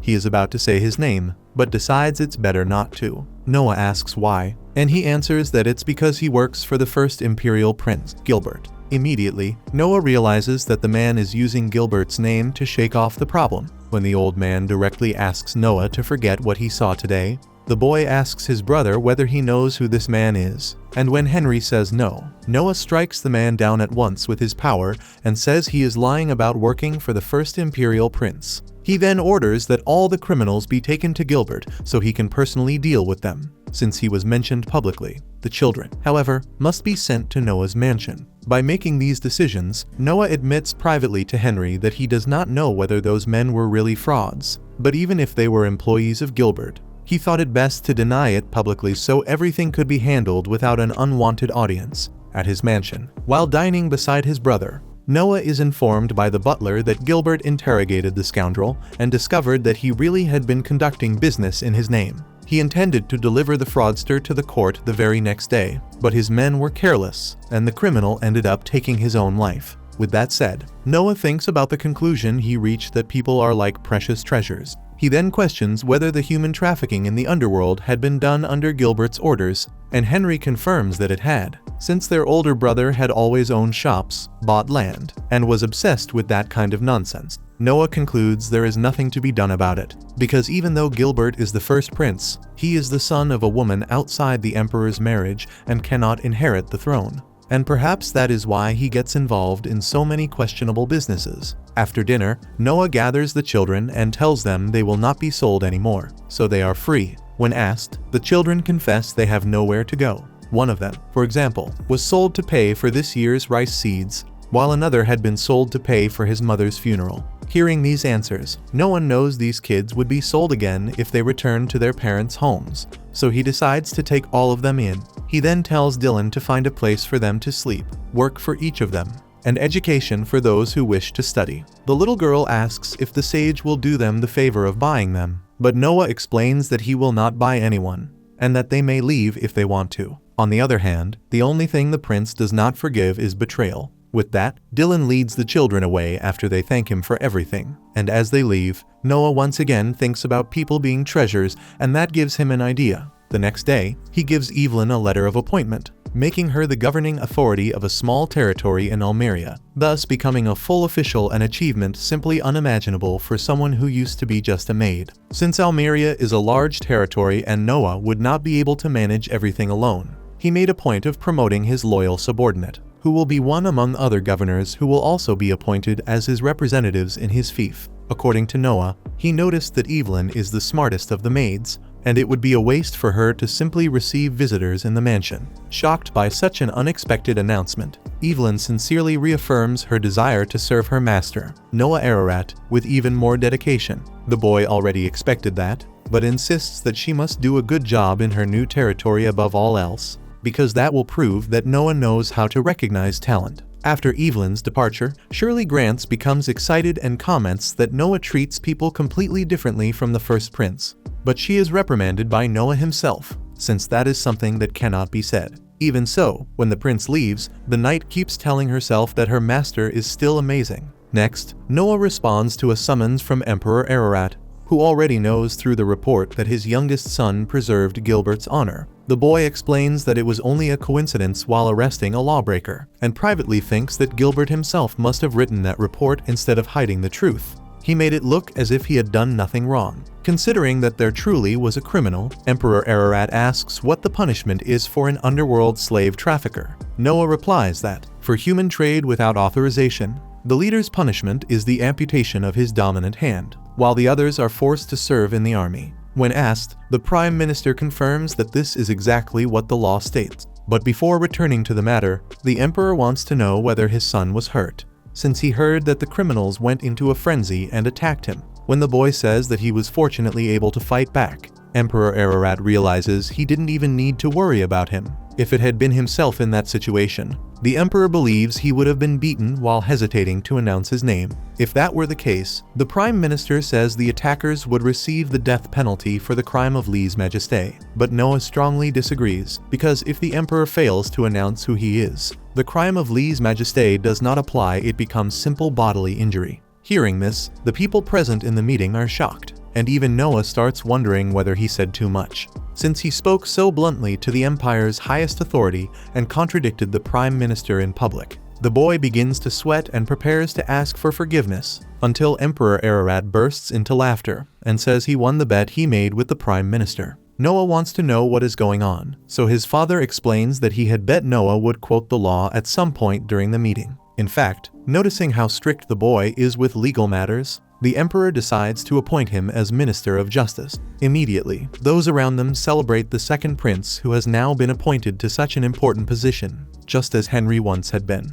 After the meeting, as night falls, Noah Ararat visits his tavern, where the singer Asahi performs on stage. Thinking about what happened earlier, he realizes he gave a poor answer and was still appointed Minister of Justice, which makes him question whether there is something behind that decision. Meanwhile, Asahi begins a song and enchants the audience, who see her as the greatest singer in the kingdom today, with a voice that seems to wash the soul of anyone who hears it. Hearing the melody, Noah decides it is not the time to think about politics. As the song continues, we see scenes of Evelyn being celebrated by her fellow maids for being promoted to a representative of part of the fief. Meanwhile, in Noah Ararat's mansion, the children who were about to be sold are now eating freely with smiles on their faces, while Shirley Grant trains intensely with her sword, even though it is so late. On the other hand, upon hearing some news, the second prince, Albert Ararat, becomes furious and throws a wine glass at the wall. Back in the throne room, the Prime Minister confirms that a certain piece of information is indeed correct, so the emperor tells him to deal with it immediately, since time no longer allows for delay. In the next moment, the imperial prince Noah Ararat is welcomed by the staff as he arrives at the Ministry of Justice for the first time. Once inside his office, he receives a visit from his vice minister, who introduces himself as Vaini Augie. Imagining that this young man rose quickly in life because of his age, Noah asks what his role is, and Vaini replies that there are two crucial points. First, coordinating the courts of each region of the Mills Empire, conducting trials for incidents that occurred in the imperial capital. In more serious crimes, such as the rebellion that happened 6 years ago, it is tradition for the Minister of Justice, or even the Emperor, to carry out the judgment personally. Noah asks whether the Vice Minister also judges cases, and he says yes, if necessary. Moving straight into the next question, the boy wants to know how much Vaini earns in bribes, a question that leaves the man sweating cold. Noah explains that he is not asking as a form of persecution, but to understand how things work there, so the Vice Minister must answer honestly. Impressed by the young noble's sharpness, Vaini says he is one of the few who do not accept bribes, but he believes that the officials involved in the scheme make a few hundred leans per year. Now, since he is selective in the choices he makes, he believes his subordinates receive 10 times that amount. Noah asks what kind of choices he means, and Vaini explains that he does not take murder cases because that puts a target on his back. Since the guilty party usually wants revenge against the one who condemned them, he only accepts cases in which the decision could fall to either side. With that said, Noah signs a check and hands it to the Vice Minister, saying that if he earns 500 leans per year, he will now receive 10 times more, 5,000, but only if he stops doing that kind of thing while the new minister is there. After all, Noah wants to meet the emperor's expectations and needs his vice minister's help for that. Shocked, Vaini understands why such a young boy was appointed to such an important position, but he refuses the money and insists that he would never accept a bribe. In any case, he will give his all to be the best professional possible in this new administration of the ministry. Regarding that, Noah would normally suspect anyone's intentions, but for some reason, he trusts this man, so he says he will count on him from today on. At night, Noah attends a dinner organized by his brother Oscar Ararat, who wanted to celebrate the fact that their father, in his 50 years of rule, appointed the second imperial prince as Minister of Labor. According to Oscar, it may not seem like it sometimes, but he likes his younger brother very much and wants to be by his side at this important moment. On that note, Noah wants to understand why the emperor appointed 2 imperial princes as ministers in sequence, and Oscar supposes it is simply because their father is very fond of his son. Noah considers the possibility, since he thinks his brother Henry Ararat was appointed for the fair reason of suppressing a rebellion. But as for the boy himself, having no great achievement of that level on his record might make others think he is just the father's favorite. Thinking about that, the boy reminds his brother of the story of when the empire was once on the brink of collapse because of the crown prince system used at the time. With an heir already chosen from birth, the other princes simply spent their lives partying and undermining the empire's internal affairs. However, when that law changed, each prince received a fief and had production and development goals to fulfill. With that said, Noah asks whether his brother does not consider that appointing ministers goes beyond what would be considered good development. Understanding what the youngest meant, Oscar Ararat rises from his chair in shock, interrupting the musicians playing around the table, as he considers the possibility that the emperor might be thinking of changing the heir. At that moment, Oscar receives information from a eunuch to whom he gives bribes. Apparently, the prince will be appointed Minister of Finance at tomorrow's meeting. And this makes Noah wonder what his father thinks of Albert Ararat. To bring back a lighter mood, Oscar proposes a toast to his younger brother's appointment. Meanwhile, in the middle of the city, a house is raided by imperial soldiers, who interrupt a meeting of several men who seem to be planning something. Sometime after this operation, the Prime Minister tells the Emperor that, besides Keats, 167 people were arrested. The conspirators wanted His Majesty to abdicate the throne so that Crown Prince Albert Ararat would take over upon becoming the retired emperor. In any case, the person responsible confessed to the plan. With a deep sigh, Emperor Ararat notes that he has ruled for 50 years 35 as crown prince, so he imagines his son can no longer bear waiting. Speaking of which, Noisahil reveals that there is not a single piece of evidence of Albert's involvement, but the emperor says he already knew that and will not do anything against him. So Keats must be executed and the matter closed. With that decided, Ararat wants to know about Oscar's case, and the Prime Minister says he recently sent the eunuch with whom the prince has a friendly relationship. But it seems Oscar had already guessed something, and it is worth noting that Noah was in the same place. With that information, the Emperor assumes it was the boy who realized his intention, which matches what Noisahil had learned. As always, the father praises the intelligence his son constantly demonstrates. On the other hand, he laments that Gilbert and Albert are not suited to take the throne, which makes him wonder who could be his successor. In the Emperor's mind, any of his remaining children could reach that position, but they will need to overcome some trials. Sometime later, Noah receives a report listing the accomplices and leaders of the recent rebellion, and he laments that they all have a close relationship with his brother Albert Ararat, which can only imply that the crown prince is forming a faction to take the throne. By the laws of the empire, even if the imperial family breaks a law, Noah knows there is always an article that softens the punishment for those born with a silver spoon, but the only exception is when the crime involves treason. In that case, it doesn't matter if the offender is an imperial prince, he will be beheaded along with everyone involved, even those who knew about the betrayal but did not tell the emperor. In the end, considering this list full of people close to his brother, it becomes impossible for his brother not to have known anything. If the suspicion is correct, Noah knows this scandal would be big enough to shake the very structure of the empire. He asks the vice minister whether the emperor said anything, and Vaini Augi tells him that the order was simply to follow the original text, giving an appropriate punishment to those involved. Understanding his father's intention, Noah feels ready to deliver the sentence. Next, he meets Emperor Ararat to say he has decided what to do about the treason case. Only for those who were arrested, the main culprits will be beheaded, while the remaining accomplices will receive the death penalty, to be carried out immediately. Young Noah explains that he limited the punishment to these individuals because, at the moment, they do not intend to involve his brother in the case, and if that is so, only the ones listed will be punished. By the way, the prince suggests that the execution could be rescheduled for the time of year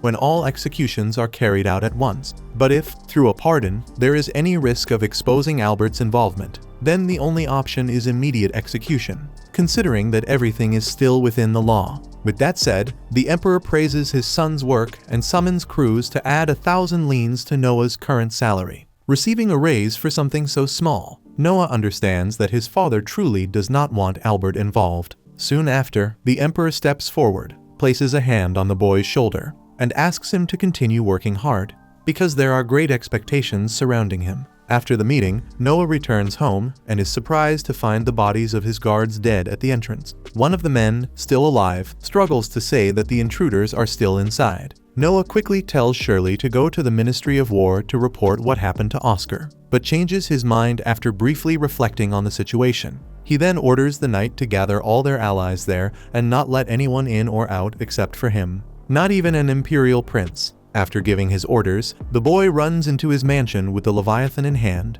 until he finds an intruder finishing off a man. Without wasting time, Noah easily controls the fight and delivers deep cuts to the opponent's arms and legs. The man tries to take his own life quickly, but the prince stops him at the last moment with the help of his magic accessory. However, the problem is far from over, and soon 3 more intruders discover the boy's presence and charge at him with swords, yet all of them meet the same fate as the first thug. Viney Algae arrives soon after and is impressed to see that Noah Ararat defeated all these armed criminals. When asked about the situation, he explains that everyone who participated in the treason was killed, and this leads Noah to the conclusion that they were sent by the crown prince. To the vice minister's surprise and despair, Noah cuts his own stomach with his sword, then claims he was wounded by the criminals and asks the vice minister what the heaviest sentence is for gravely injuring an imperial prince. When Viney replies that it is immediate execution, Noah tells him to carry it out quickly. Some time later, Noah's wound is treated,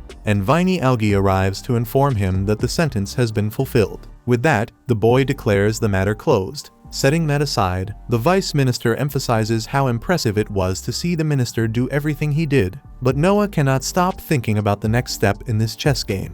After all, if they make a wrong move regarding the crown prince, the entire empire will tremble. One day later, the boy responds to a summons from the emperor in the throne room. Knowing everything that happened, Ararat asks how skilled the intruders must have been to wound the wielder of the Leviathan. For his part, aware of how deep and effective his father's information network is, Noah imagines the emperor already knows he wounded himself. Either way, the boy explains that strength is not limited to battle skill, because no matter how skilled someone is, if their mental weakness is exposed, that person will end up hesitating. The emperor replies that it makes sense and highlights the pride he feels for his son, and Noah assumes his father understands that the measure he took came only after much reflection. According to Ararat, it would be a great help if everyone were like Noah, so he calls the boy to take a walk outside. Once in the garden, Ararat says that 9 out of 10 emperors who can be called wise rulers stain their own reputations in the final years of their reign. Hearing this, Noah imagines the subject is related to the crown prince's betrayal. While observing the wide view from the balcony, the boy thinks about how his father led the country into a golden age never seen before, so it is likely he will be described as a wise ruler by future generations. On the other hand, if the rebellion had succeeded, the books would portray him as an old man who went senile and couldn't even control his own son. One way or another, what is clear is that the emperor no longer trusts the crown prince, but does not want to do anything about it for now, because deposing his own heir would tarnish the final years of his reign, just as he had just mentioned. Apologizing for his boldness, Noah says he has a request to make. Considering that he and his brothers Henry and Oscar were appointed as ministers, it is indeed a great honor. But it is also known that none of them have experience with the position and will obviously make mistakes in the future. Therefore, it would be great to have someone who could coordinate them. Ararat asks whether the prime minister would be suitable, but Noah replies that he wouldn't. In fact, he suggests choosing someone with a title that implies they command everything, a position above the princes. As an example, he proposes creating a new role called Imperial Prince Prime Minister, and recommends giving that position to the crown prince. Hearing this, the emperor immediately scowls and dismisses the idea without a second thought as he leaves his son standing there. However, Noah emphasizes that he understands his brother's impatience, since he has been waiting in line for the throne for 35 years. Therefore, the idea would be to let Albert Ararat play at acting like the emperor, while the real one still keeps the power to make the final decision. Even so, Ararat points out that Albert would still be above the ministers, meaning he could end up rejecting important matters that might never even reach the emperor. To prevent that, Noah recommends that each imperial prince minister have the right to appeal directly to the emperor. So without going through the prime minister,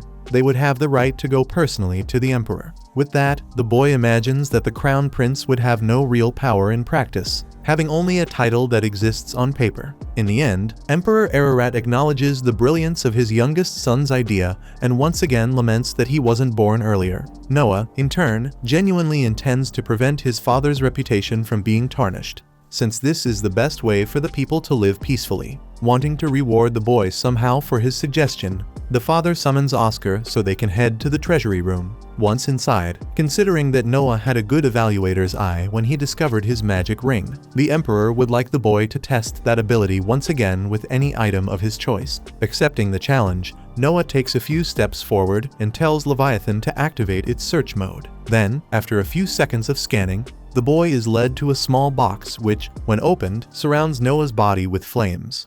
We then learn that the Mills Empire rules over a vast expanse of land, where the emperor and his family oversee every responsibility that exists within this territory. For example, internal matters involving law and finance, as well as diplomatic issues where internal disputes and international negotiations are mediated. Beyond that, the emperor is personally responsible for the private affairs of the royal family, which follows its own set of laws. During this time, Noah receives a statement written by Graham Ararat, the emperor's brother. Having already read the letter, the emperor explains that his brother's son governs his domain with extreme tyranny and, to make things worse, killed someone during an argument while he was drunk. Obviously, that is a serious crime, but Graham, the boy's father, declared that he failed to supervise his son properly and personally offered to pay the bail. Noah replies that, unfortunately, according to imperial law, Prince Graham has not committed any crime, because just as a child has no obligation to pay a parent's debts, a parent is not responsible for the crimes of their children. Ararat had already pointed this out to his brother, but it seems the man is trying to buy himself some inner peace. When Noah sees that the bail would be around 30,000 rians, he calculates that this amount is 250 times the capital's annual income, an absurd sum. The father asks what the boy thinks, and Noah says that it wouldn't be right to collect bail from someone who hasn't committed a crime, even if they offered the money. The emperor wonders whether it might be time to revise the law to allow voluntary bail payments, especially considering that the national treasury is in terrible condition, since suppressing revolts and repairing disasters has been costing a huge amount of money. When he hears this, Noah understands why his father is trying to steer the conversation in that direction. But he stresses that legalizing voluntary bail would send the message that anyone with enough money could get away with murder simply by paying for it, which would certainly increase corruption among the wealthy and infest the government. The empire's finances are indeed a serious problem, but one that must be resolved through respectable means. Agreeing with his son's point, Ararat signs a document and, to honor the young ruler's wisdom, grants Noah the position of chief advisor. With the document in hand, Noah suddenly gets an idea. Propose that the empire allow not bail payments to escape punishment, but payments made to earn honor. For example, those who donate thousands of rians to the empire could be rewarded with an honorary knight title. Naturally, they would have to impose certain restrictions to ensure no one abuses this privilege, but it would certainly be a strong incentive for the treasury if people could receive this title personally from the emperor. At the same time, having lived another life before this one, Noah knows that when men have more money than they can spend, they begin to desire things beyond material possessions. Impressed, the emperor orders crews to summon Oscar Ararat immediately. After bowing to his father, Noah suddenly remembers an unresolved matter at the Ministry of Justice and asks for permission to leave. In truth, the boy needs to think through this issue as quickly as possible,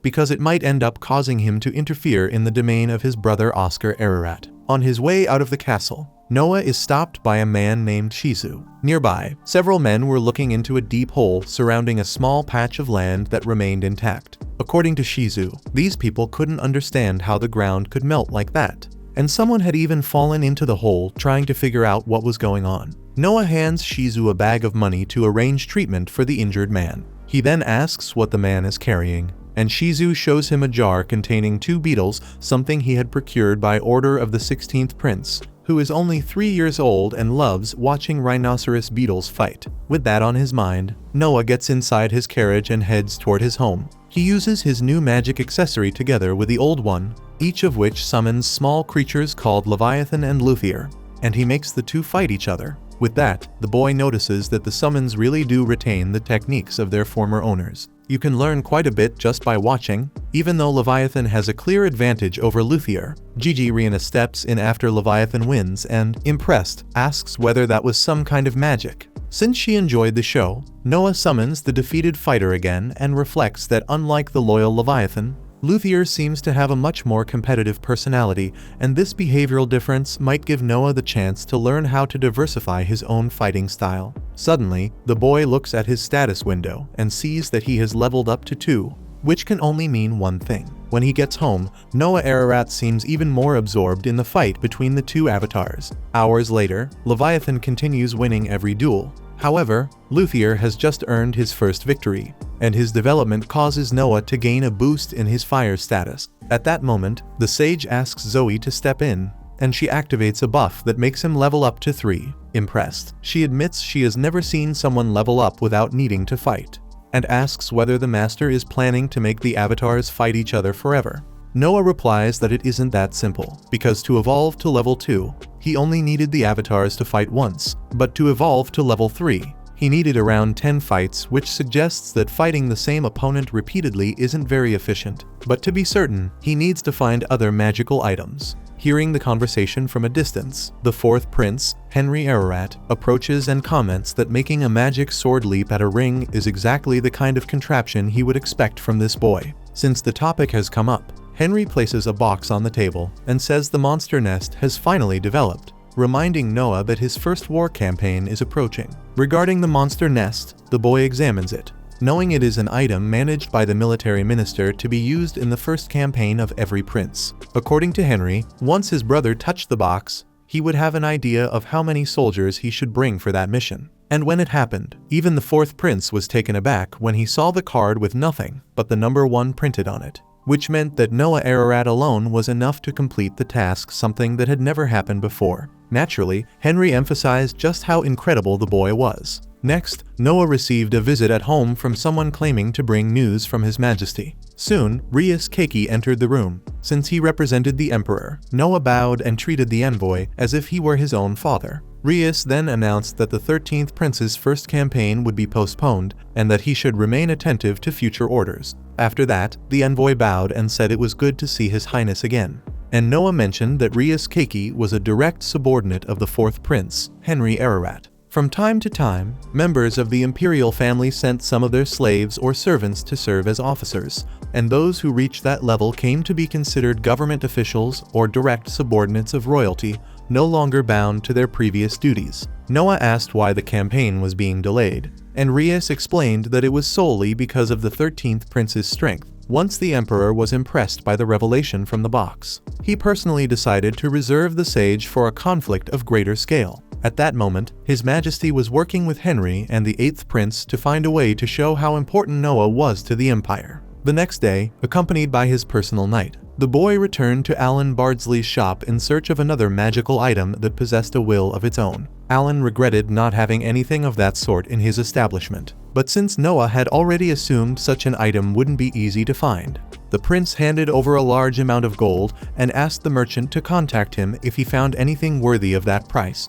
and if he came across equipment of rare quality, he would be rewarded even more. As they left the shop, Shirley Grants couldn't believe her master had left so much money with a seller who didn't even have a product in hand. Noah explained that this was how nobles did business. At that moment, the pair saw a customer hitting a merchant because, apparently, he wanted to buy a product that had already been reserved for someone else. When the imperial prince ordered him to stop, the aggressor pretended to be polite and introduced himself as Dalem, a member of the house of Prince Gilbert Ararat. Noah accused him of intimidating that person, but Dalem argued that, as Minister of Justice, the boy should know that members of the ministry of the imperial household could not be accused of any crime other than rebellion or treason. With a mocking expression, he made it quite clear he didn't want to hear what the boy had to say. Upon learning of the man's privileged status, Noah understood why he was so arrogant and so certain he wouldn't be punished for his actions. But instead of staying silent, remembering that Dalem was part of his brother's house,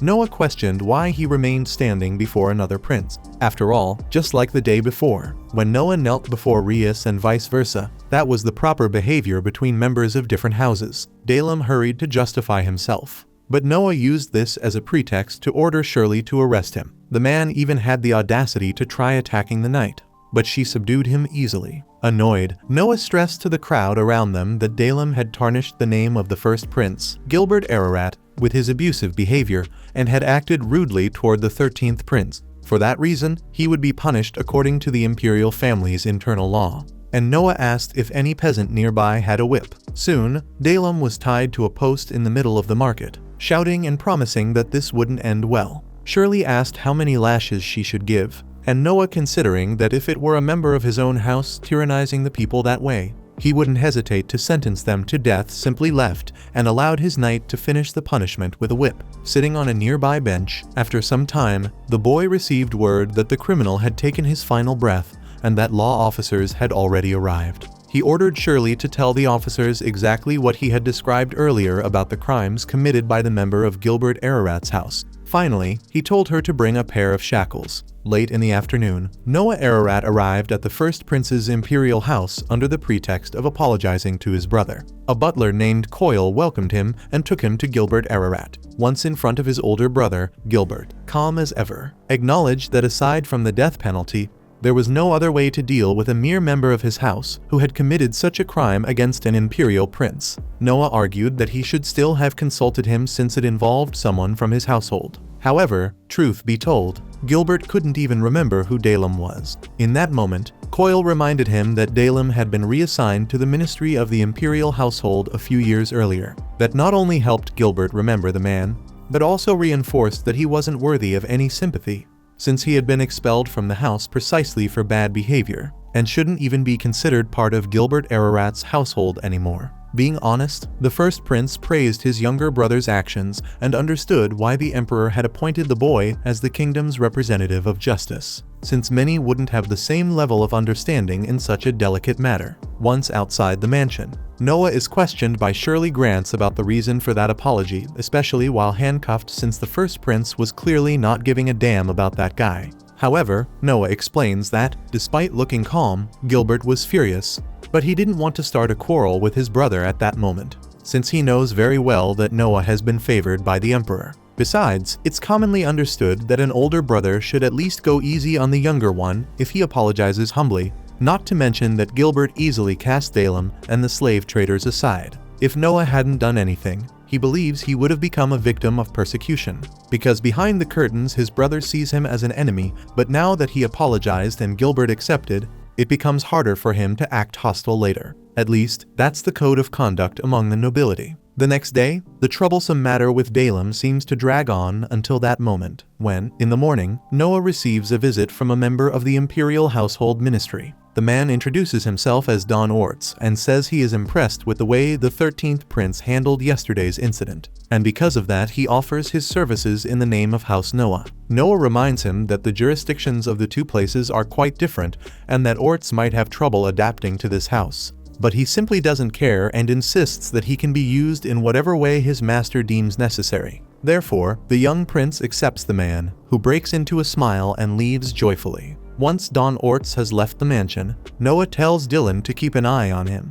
Some time later, the butler approaches his master with information about the man who had offered his services to House Noah. From what they've gathered, Don Orts' parents are servants of the first Prince Gilbert, and as everyone knows, the residence of an imperial prince is tightly monitored from every angle, with its staff required to keep everything that happens inside strictly confidential. In fact, at the Lord's own recommendation, it's common for the servants to marry among themselves, and the children born from these unions also swear loyalty to their master, which is Orts' case. Most likely, the first prince sent this servant as a spy, so Noah asks Dylan not to tell anyone what they've discovered, since they may be able to use this information to their advantage. Dylan remarks on his master's incredible ability to identify a spy with just a glance, though Noah wouldn't say it was his eyes. After all, even after granting Don Orts permission to work under his supervision, none of the prince's loyalty points increased in his attributes, which made everything obvious. Changing the subject,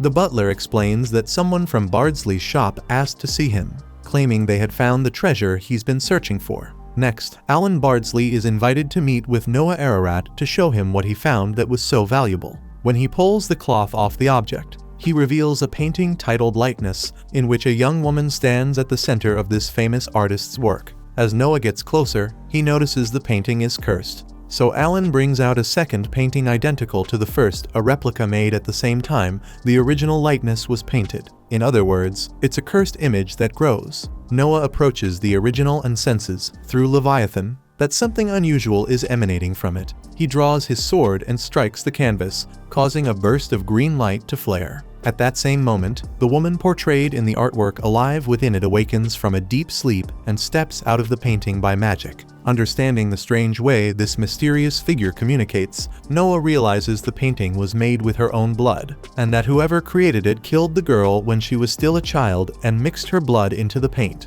Since the woman wishes to repay the favor of being liberated, she ends up swearing loyalty to Noah Ararat, who is now her new master. Once the seal binding her to the painting was cut with Leviathan, she gained the ability to enter and exit the painting as she pleases. Beyond that, Noah receives a small increase to his Earth attribute and discovers that the mysterious woman has the power to transform into other people with perfect accuracy, just as she demonstrates by becoming Alan Bardsley, who is left stunned by a copy so flawless. Noah then enchants the woman with his ring and asks Alan to touch her with both hands. His left hand touches her normally, but his right passes straight through her. Noah was running a test to explore the possibilities of using her abilities. Her materialization depends on the link with the armor ring, which can be considered a full transformation capability. Later on, the Imperial Prince receives a visit from the merchant Byron Allen. According to Byron, Ada has won the Emperor's favor and officially become a concubine. So the merchant came to reward his master.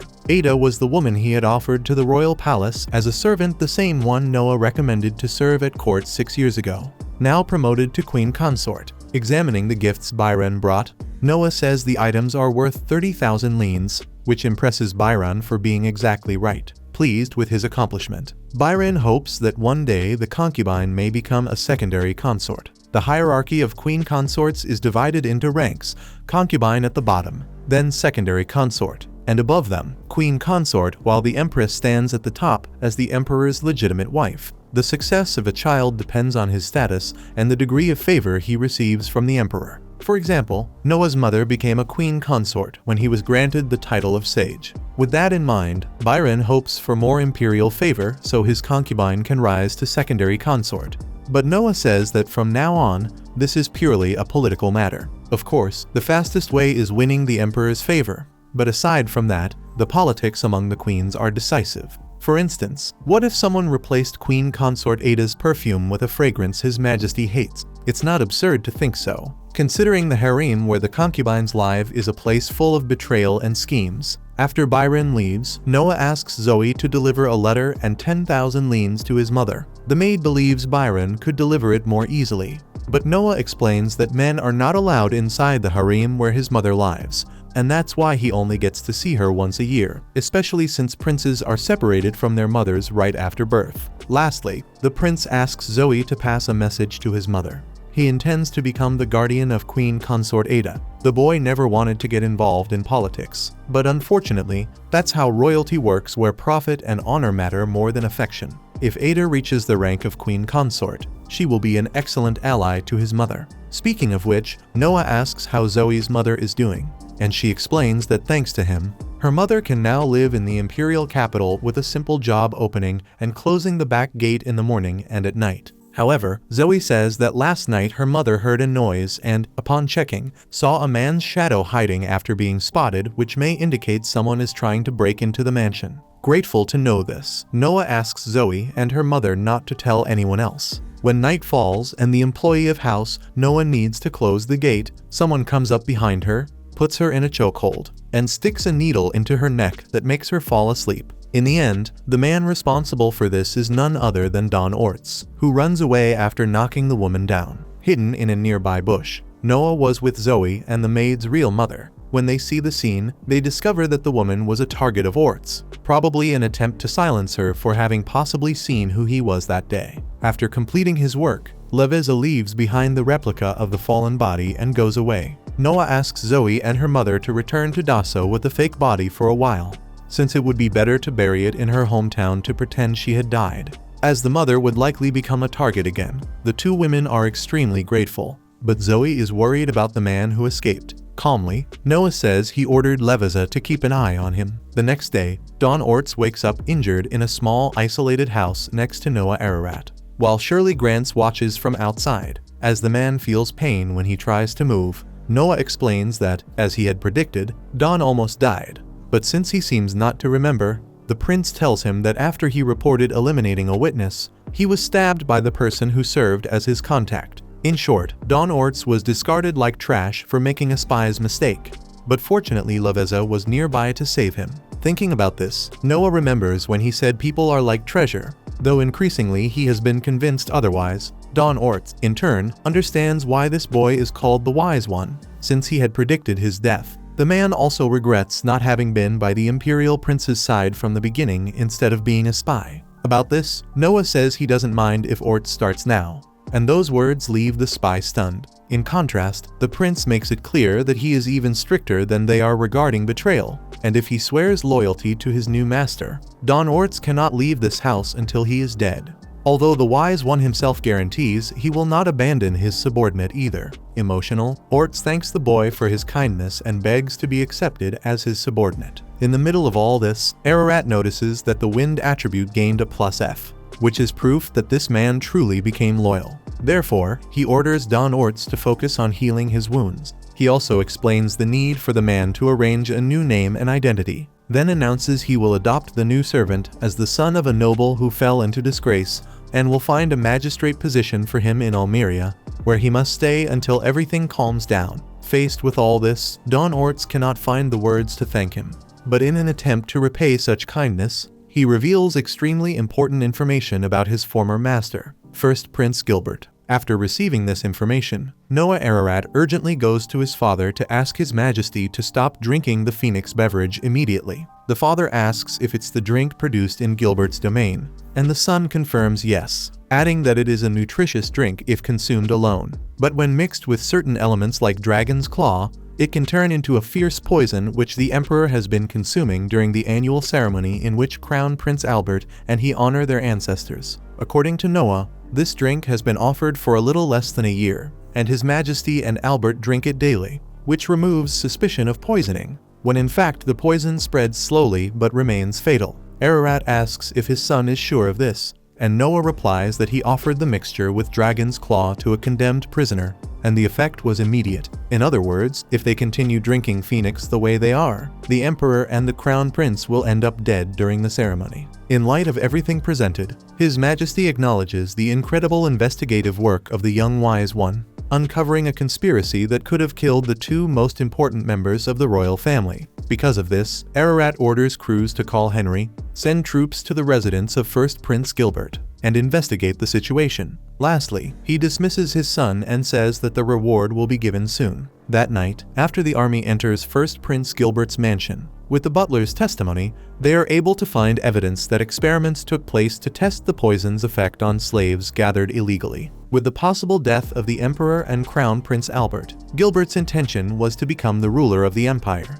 But the plan was dismantled by the wise Prince Noah Ararat. Before all this happened, while Noah was still leaving the throne room, he felt a sense of discomfort. After all, the Emperor's intelligence network had always been impeccable and had left the boy speechless countless times, having discovered even the most hidden things. Yet, for some reason, it was not enough to reveal the most important conspiracy of all. Growing suspicious, Noah looks back and sees his father approaching. Ararat acknowledges the intelligence of his son, but says that he already knew about the plot. So much so that he didn't even drink the Phoenix beverage. Knowing that he has held the crown on his head for too long, the emperor sees that many people simply can't wait anymore to get their hands on it. On the other hand, Noah does not seem to be like that, and, recognizing the boy's merit, His Majesty gives him the position of Vice Minister of Military Affairs, which must be exercised at the same time as his role as Minister of Justice. In addition, Ararat appoints Noah as Commander-in-Chief of the First Army, also known as the Emperor's Personal Guard. While Noah is grateful but does not understand the reason for all this, his father explains that he has no intention of giving up so easily, because if he is overthrown by a son, it will be a joke for future generations. But if this happens, Noah must take control of the imperial capital with his imperial guard and choose a worthy man for the title of emperor. Some time later, it was discovered that, during the investigation of Prince Gilbert's house, documents revealing a plan to assassinate His Majesty were found in a hidden underground room. Princes Noah and Albert were the ones who delivered the terrible news to the king, and because Noah was a trusted man of the kingdom, he was asked what the ideal punishment would be for a crime of such magnitude. In the case of treason involving a clear attempt to overthrow the nation's highest leader, the punishment must be beheading. However, since it was only an attempt and the plan was never carried out, the sentence may be suspended and reduced. In this situation, it is up to the emperor to decide when he will proceed with the punishment. Albert believes it is not worth complicating the matter, so Gilbert should have his head separated from his body at once, considering that the execution will happen regardless. For his part, the emperor points out that Noah considered the situation from two perspectives, the legal perspective and the human one, which he sees as a more noble way of judging the case. Hearing that, Noah reflects that Gilbert is also the emperor's son, which is why he put on the table the possibility that his father might choose to give Gilbert only life imprisonment if his affection is too strong for him to order the execution. Albert, on the other hand, does not share that view, since he sees no punishment more appropriate for criminals who tried to poison the leader of the nation. With that said, Ararat leaves the decision about the execution to Albert, and the prince leaves the throne room overflowing with anger toward his foolish brother, who desired a crown that should never be his. Alone with Noah in the room, Ararat confesses that he would love to reward the young sage with Gilbert's fief, but Noah himself points out that it would not be a good idea, since he was the one who reported the first prince's treason. If Noah were rewarded for turning in his own brother, the other princes might feel encouraged to betray one another, which could bring chaos to the kingdom. The emperor already knew that, of course. He had only expressed what he wished, not what he would actually do. It is true that he cannot grant a direct reward to his son for that reason, so he decrees that Noah must arrange for a principal wife, since he is about to take on a personal fief. In the imperial family, it is not unusual for a prince to marry at age 12 to a woman from a noble, well-connected family, though these marriages are mostly political, with only rare cases being true love. In the interest of the matter, Ararat recommends that Noah marry the granddaughter of his uncle, the Imperial Prince of Thunder, a man who has been out of politics for a long time, but still holds great prestige in mills. Divination predicted that a child between this girl and Noah would be extremely intelligent, even more than Noah, although the chance of that happening is only 1%. With that said, Noah commits himself to the marriage, and the emperor promises to arrange everything for it.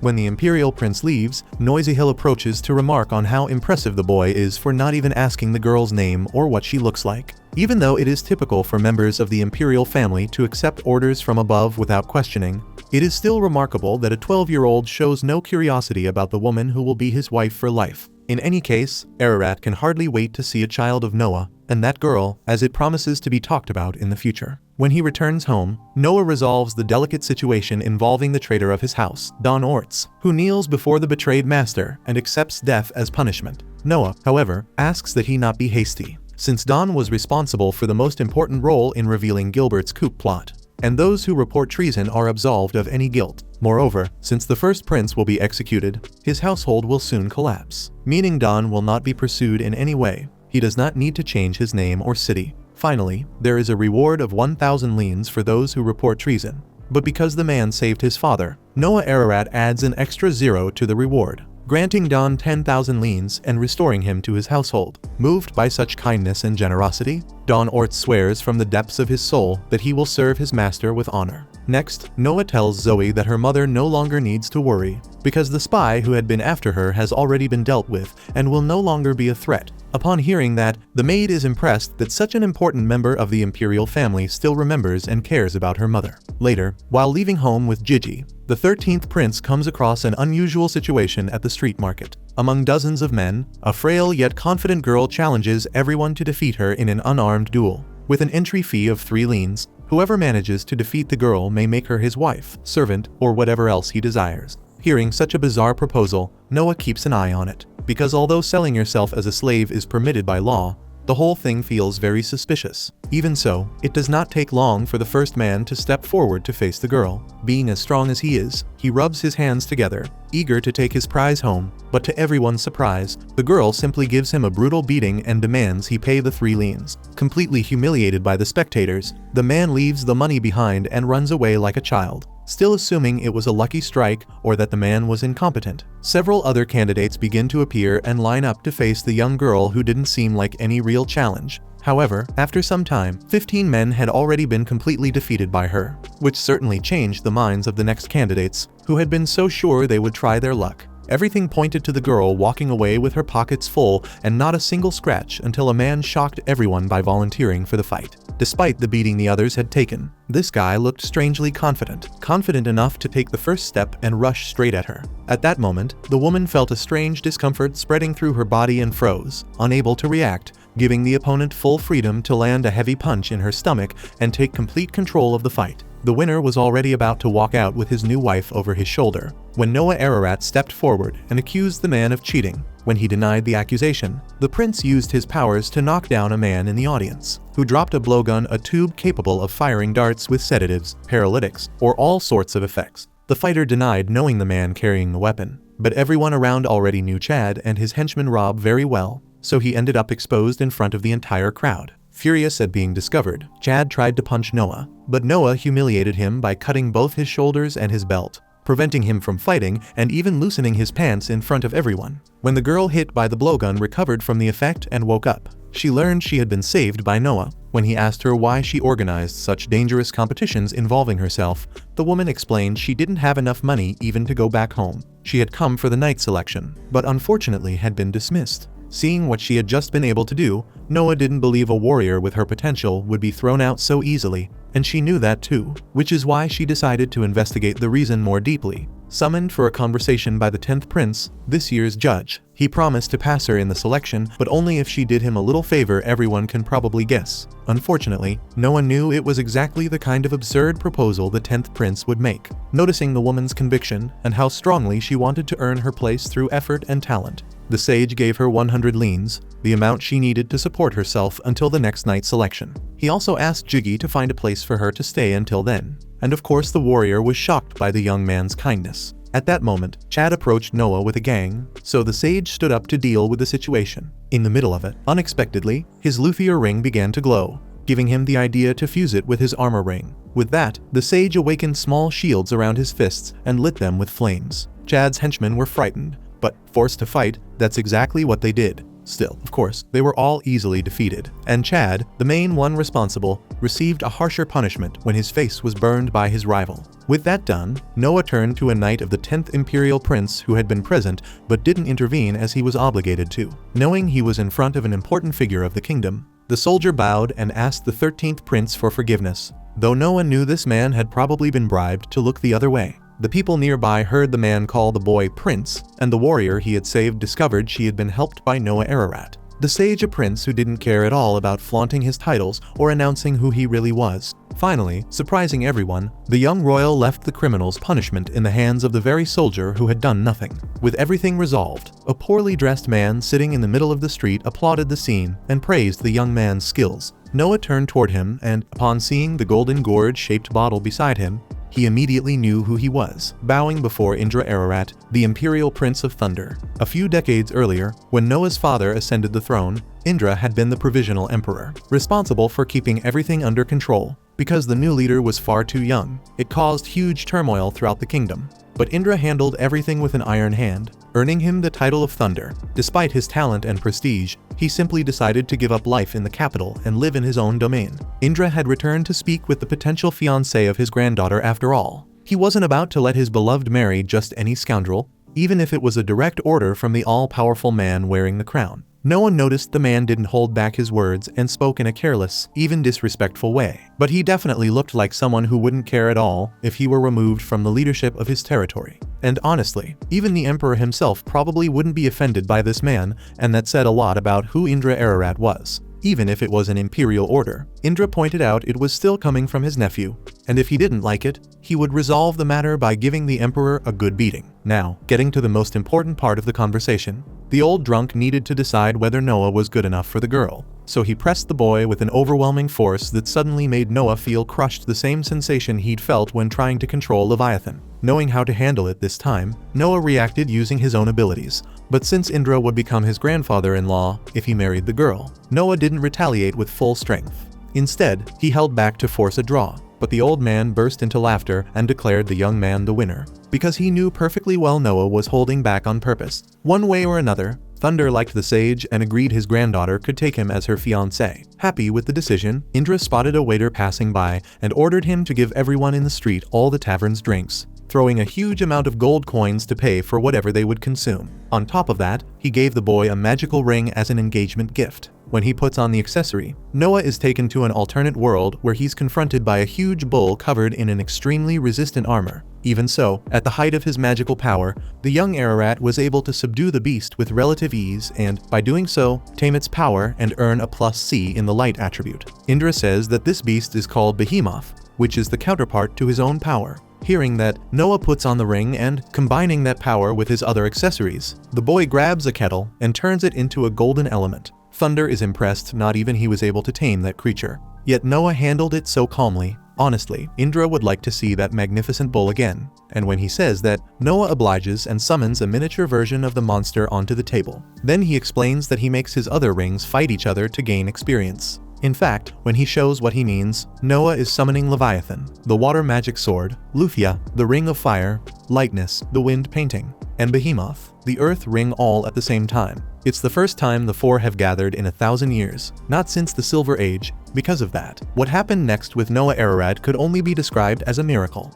The boy is taken to a completely different plane from the world as he knows it, as if he were inside a dream. Within that dream, the magical creatures explained that the last child who awakened all four of them at once had reached level 255 and was exceptional. That child placed the four under their command and restored their powers. According to Leviathan, the day when the quartet's strength will be fully regenerated is approaching. When he wakes from what he believed to be an auditory hallucination, Noah hears the people around him interpreting the event as having witnessed the voice of God, raising even further the expectations and mysteries surrounding the 13th prince. Indra heard it as well and believes it is a reason to celebrate. Just like Gigi. At that moment, Noah requests that every citizen present receive 10 lians as a gift, sending the crowd into a frenzy and devotion, as if they were standing before a saint. In that society, it was the duty of the nobility to demonstrate gratitude and celebration through the sharing of money. In the Mills Empire, only third-class nobles disliked this tradition. Second-class nobles pretended to like it.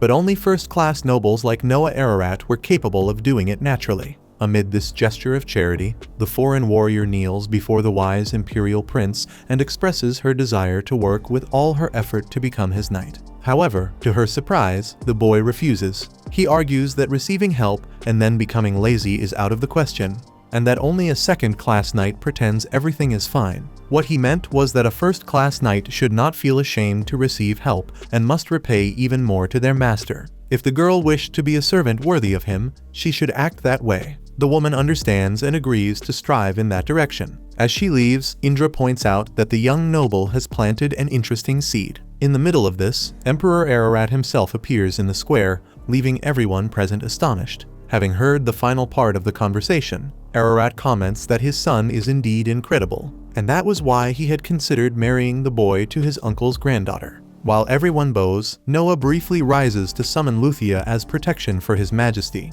and also uses Leviathan's power to identify whether there is any threat in the area. Indra still cannot believe how rational this boy is at such a young age and considers him the best among the imperial princes. Ararat responds that for that reason he gave the young man the title of sage, as worthy as Indra's own title of thunder. Indra laughs and remarks that soon he will be nothing more than an old, worn-out thunder. Ararat adds that Noah is only beginning his journey, and in great style, since it has been decided that he will fight alone in his first battle. Hearing this, the people admire the 13th prince even more, because it is common for nobles of his status to be escorted by powerful knights rather than being alone. Although it makes sense when considering that it is Noah. Noticing that everyone is focused on him, Noah believes this is a good opportunity to escort his majesty. He then understands his father's true plan and decides to gratefully accept his favor. Ararat tells his uncle that this is precisely what impresses him most about Noah, since everything he said to Indra was only to create the opportunity for the boy to escort his emperor,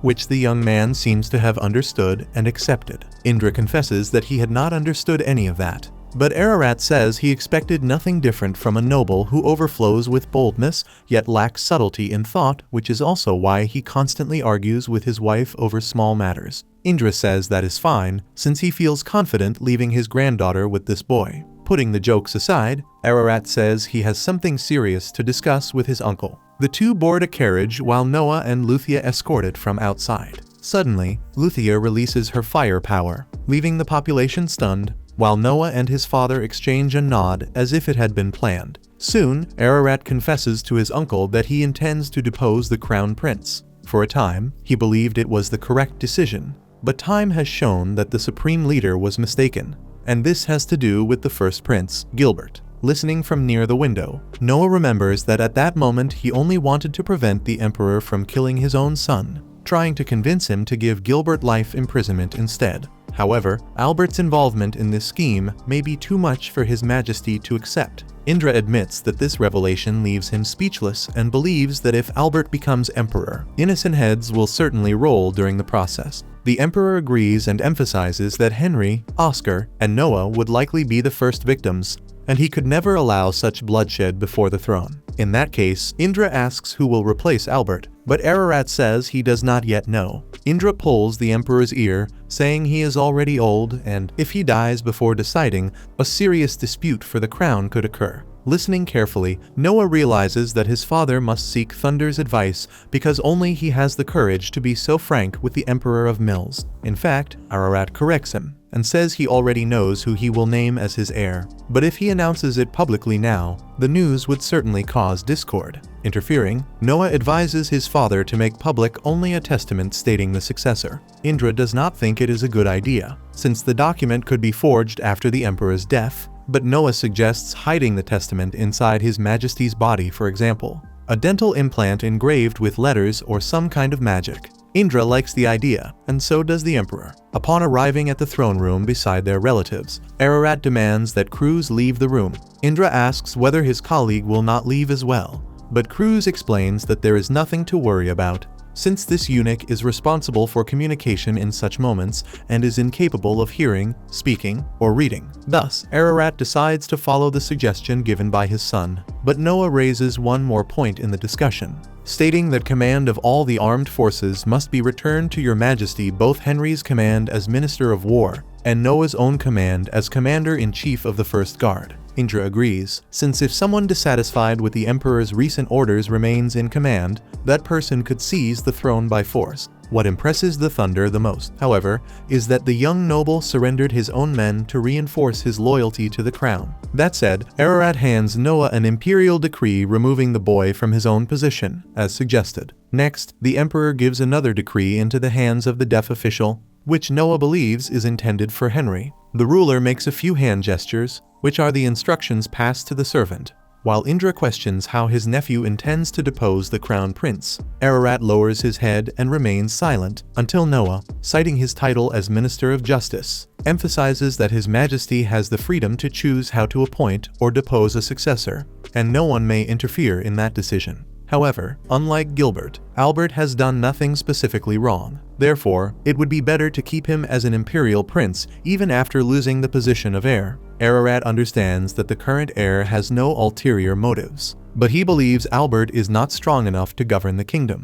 He then agrees to keep his son only as an imperial prince, and there is no possibility of him taking the throne. Faced with this situation, Noah closes his eyes and concludes that his brother Albert has officially been abandoned. Soon after, he suggests giving a name to this process of deposition, a name that signifies an ending, such as Imperial Prince of the End. Ararat likes the idea and begins writing another decree, but Indra pulls his nephew's ear again, pointing out that the text goes in circles and is difficult to understand. The ruler explains that it is difficult to write an order that deprives one's own children of their inheritance, even if it is meant to protect them. Indra advises him to rewrite it until he feels more comfortable with the decision, but Noah believes it is a good idea to leave the content exactly as it is written. He argues that the official decree will be recorded regardless, but Your Majesty's feelings will remain exposed in their original form for Albert, who may be rewarded if he is willing to work hard as an imperial prince. Upon hearing this, Ararat once again laments that Noah was not born first. He then stamps the document with his official seal and hands it to the servant before giving instructions through hand gestures. However, just as the eunuch turns to leave the room, Noah immediately stops him after noticing that he reacted when looking at the document and then hesitated, a strong indication that he understands what is written. At that moment, the eunuch breaks free from the prince and attempts to flee, but he is brought down by Noah's power. Furious, the emperor summons Cruz to the throne room and states that the other servant is capable of reading. Cruz falls to his knees and begs for forgiveness for his failure. Ararat asks what punishment the Minister of Justice wishes to impose, and Noah decrees the immediate execution of the eunuch, since the fact that he lied about not knowing how to read was a strategy that could place him as a key figure in any imperial conspiracy, a crime of extreme importance and gravity. Indra thinks it would be better to extract everything the eunuch knows before executing him. but Noah fears that the mastermind behind this plan could be one of his brothers. Therefore, he suggests that the servant be punished immediately. As for Cruz, the Minister of Justice establishes that his crime was merely a failure of supervision. Therefore, he will be punished with a 6-month salary reduction. At night, the Prime Minister meets the Emperor in the castle courtyard and informs him that the punishment was carried out. He adds that, since the boy was responsible for uncovering the scheme, Noah is so remarkable that he seems capable of reading minds. Regarding Albert, Ararat laments that, regardless of being his son, he is not reliable enough to assume the crown. The ruler then asks whether Noisahil knows the name Leviathan, and the man replies that it was one of the 4 sages who lent their power to the Time Emperor during the Silver Age. Ararat believes that this magical entity may now be granting that power to Noah, and Noisahil imagines that the wise prince may even be capable of surpassing the Silver Age. However, the boy's father fears that he may become too targeted and be placed in danger. Therefore, it is important to remain vigilant. The next day, after leaving a meeting with the Emperor in the throne room, Noah boards his carriage to begin a journey. His knight asks what the destination is, a type of question she had never asked before, but decided to ask after noticing her master's tense expression. Telling Shirley Grants to relax her posture, Noah confesses that he is going to a complicated place, though not one that threatens his life. The destination is the mansion of the Crown Prince, Albert. In the next scene, late in the afternoon, the venue where Asahi performs has a good audience as always, but the singer misses the presence of one specific person who always sits in the same place, the wise Prince Noah. In any case, the artist must begin her performance, and that is what she does. Returning to the wise prince, Noah arrives at his brother's gate and politely requests an audience with him. Albert finds the boy's excessive formality amusing, although he understands that this demeanor is what led him to become a minister. However, he asks that from now on they address each other as brothers. With the audience granted, Noah asks Shirley to wait outside the mansion, and he observes that the fact that the guards have withdrawn demonstrates their trust in the crown prince. Albert asks where his brother would prefer to hold the meeting, and the wise prince says he would like to see the garden designed by the famous gardener Trant. Once there, Noah admires the pair of trees beside the gazebo, and his brother remarks that the decoration probably cost 50,000 leans, but that he will have it delivered to Noah's mansion later. The young man is surprised, and Albert explains that the pair of trees would be happier with someone who has a sharp eye for quality and beauty. Speaking of which, this is the second gift given by the crown prince. He had previously given Leviathan to Noah without much thought, but over time he came to realize that great power should be in the hands of someone truly worthy of it. For his part, Noah recalls that this year's summer is approaching and that His Majesty will travel north to escape the heat. However, unlike in previous years, this time he will travel with Albert, which leaves him troubled upon hearing it. After all, in the years when he traveled north, the emperor always left the government under Albert's care during the summer. It was a way for the crown prince to rehearse his leadership before eventually becoming the true holder of the crown. However, the fact that the prince now has to travel with his father makes it clear that certain discoveries have been made and not yet spoken of. As tension settles in the air, Albert wonders how much his brother knows. Noah responds that their father wishes to teach the second prince the true essence of state affairs step by step. After all, he is the kind of brilliant leader who is born only once every 1,000 years, and perhaps he has decided that the time has come to share such wisdom. Thinking to himself, Noah reflects that it is true the emperor will take Albert north, but likely only to keep an eye on him. Even so, the wise young man hopes his father can pass on some positive sentiment to his brother. In the meantime, Albert thanks him for the visit and leaves the garden with a serious expression. Back in Asahi, with Noah now seated in the stands beside his knight, the singer greets the prince before returning to her performance and reaffirms her commitment to always give her best live, as she had promised him. Soon, the artist begins a new song in the presence of the young man she so admires. That night, at the mansion of the 13th prince, Zoe announces the visit of a woman named Olivia Coyle. Claiming to be an informant, Olivia reveals that Albert will attempt a coup d'etat tonight. Check out these videos appearing on your screen and subscribe so you don't miss the next part.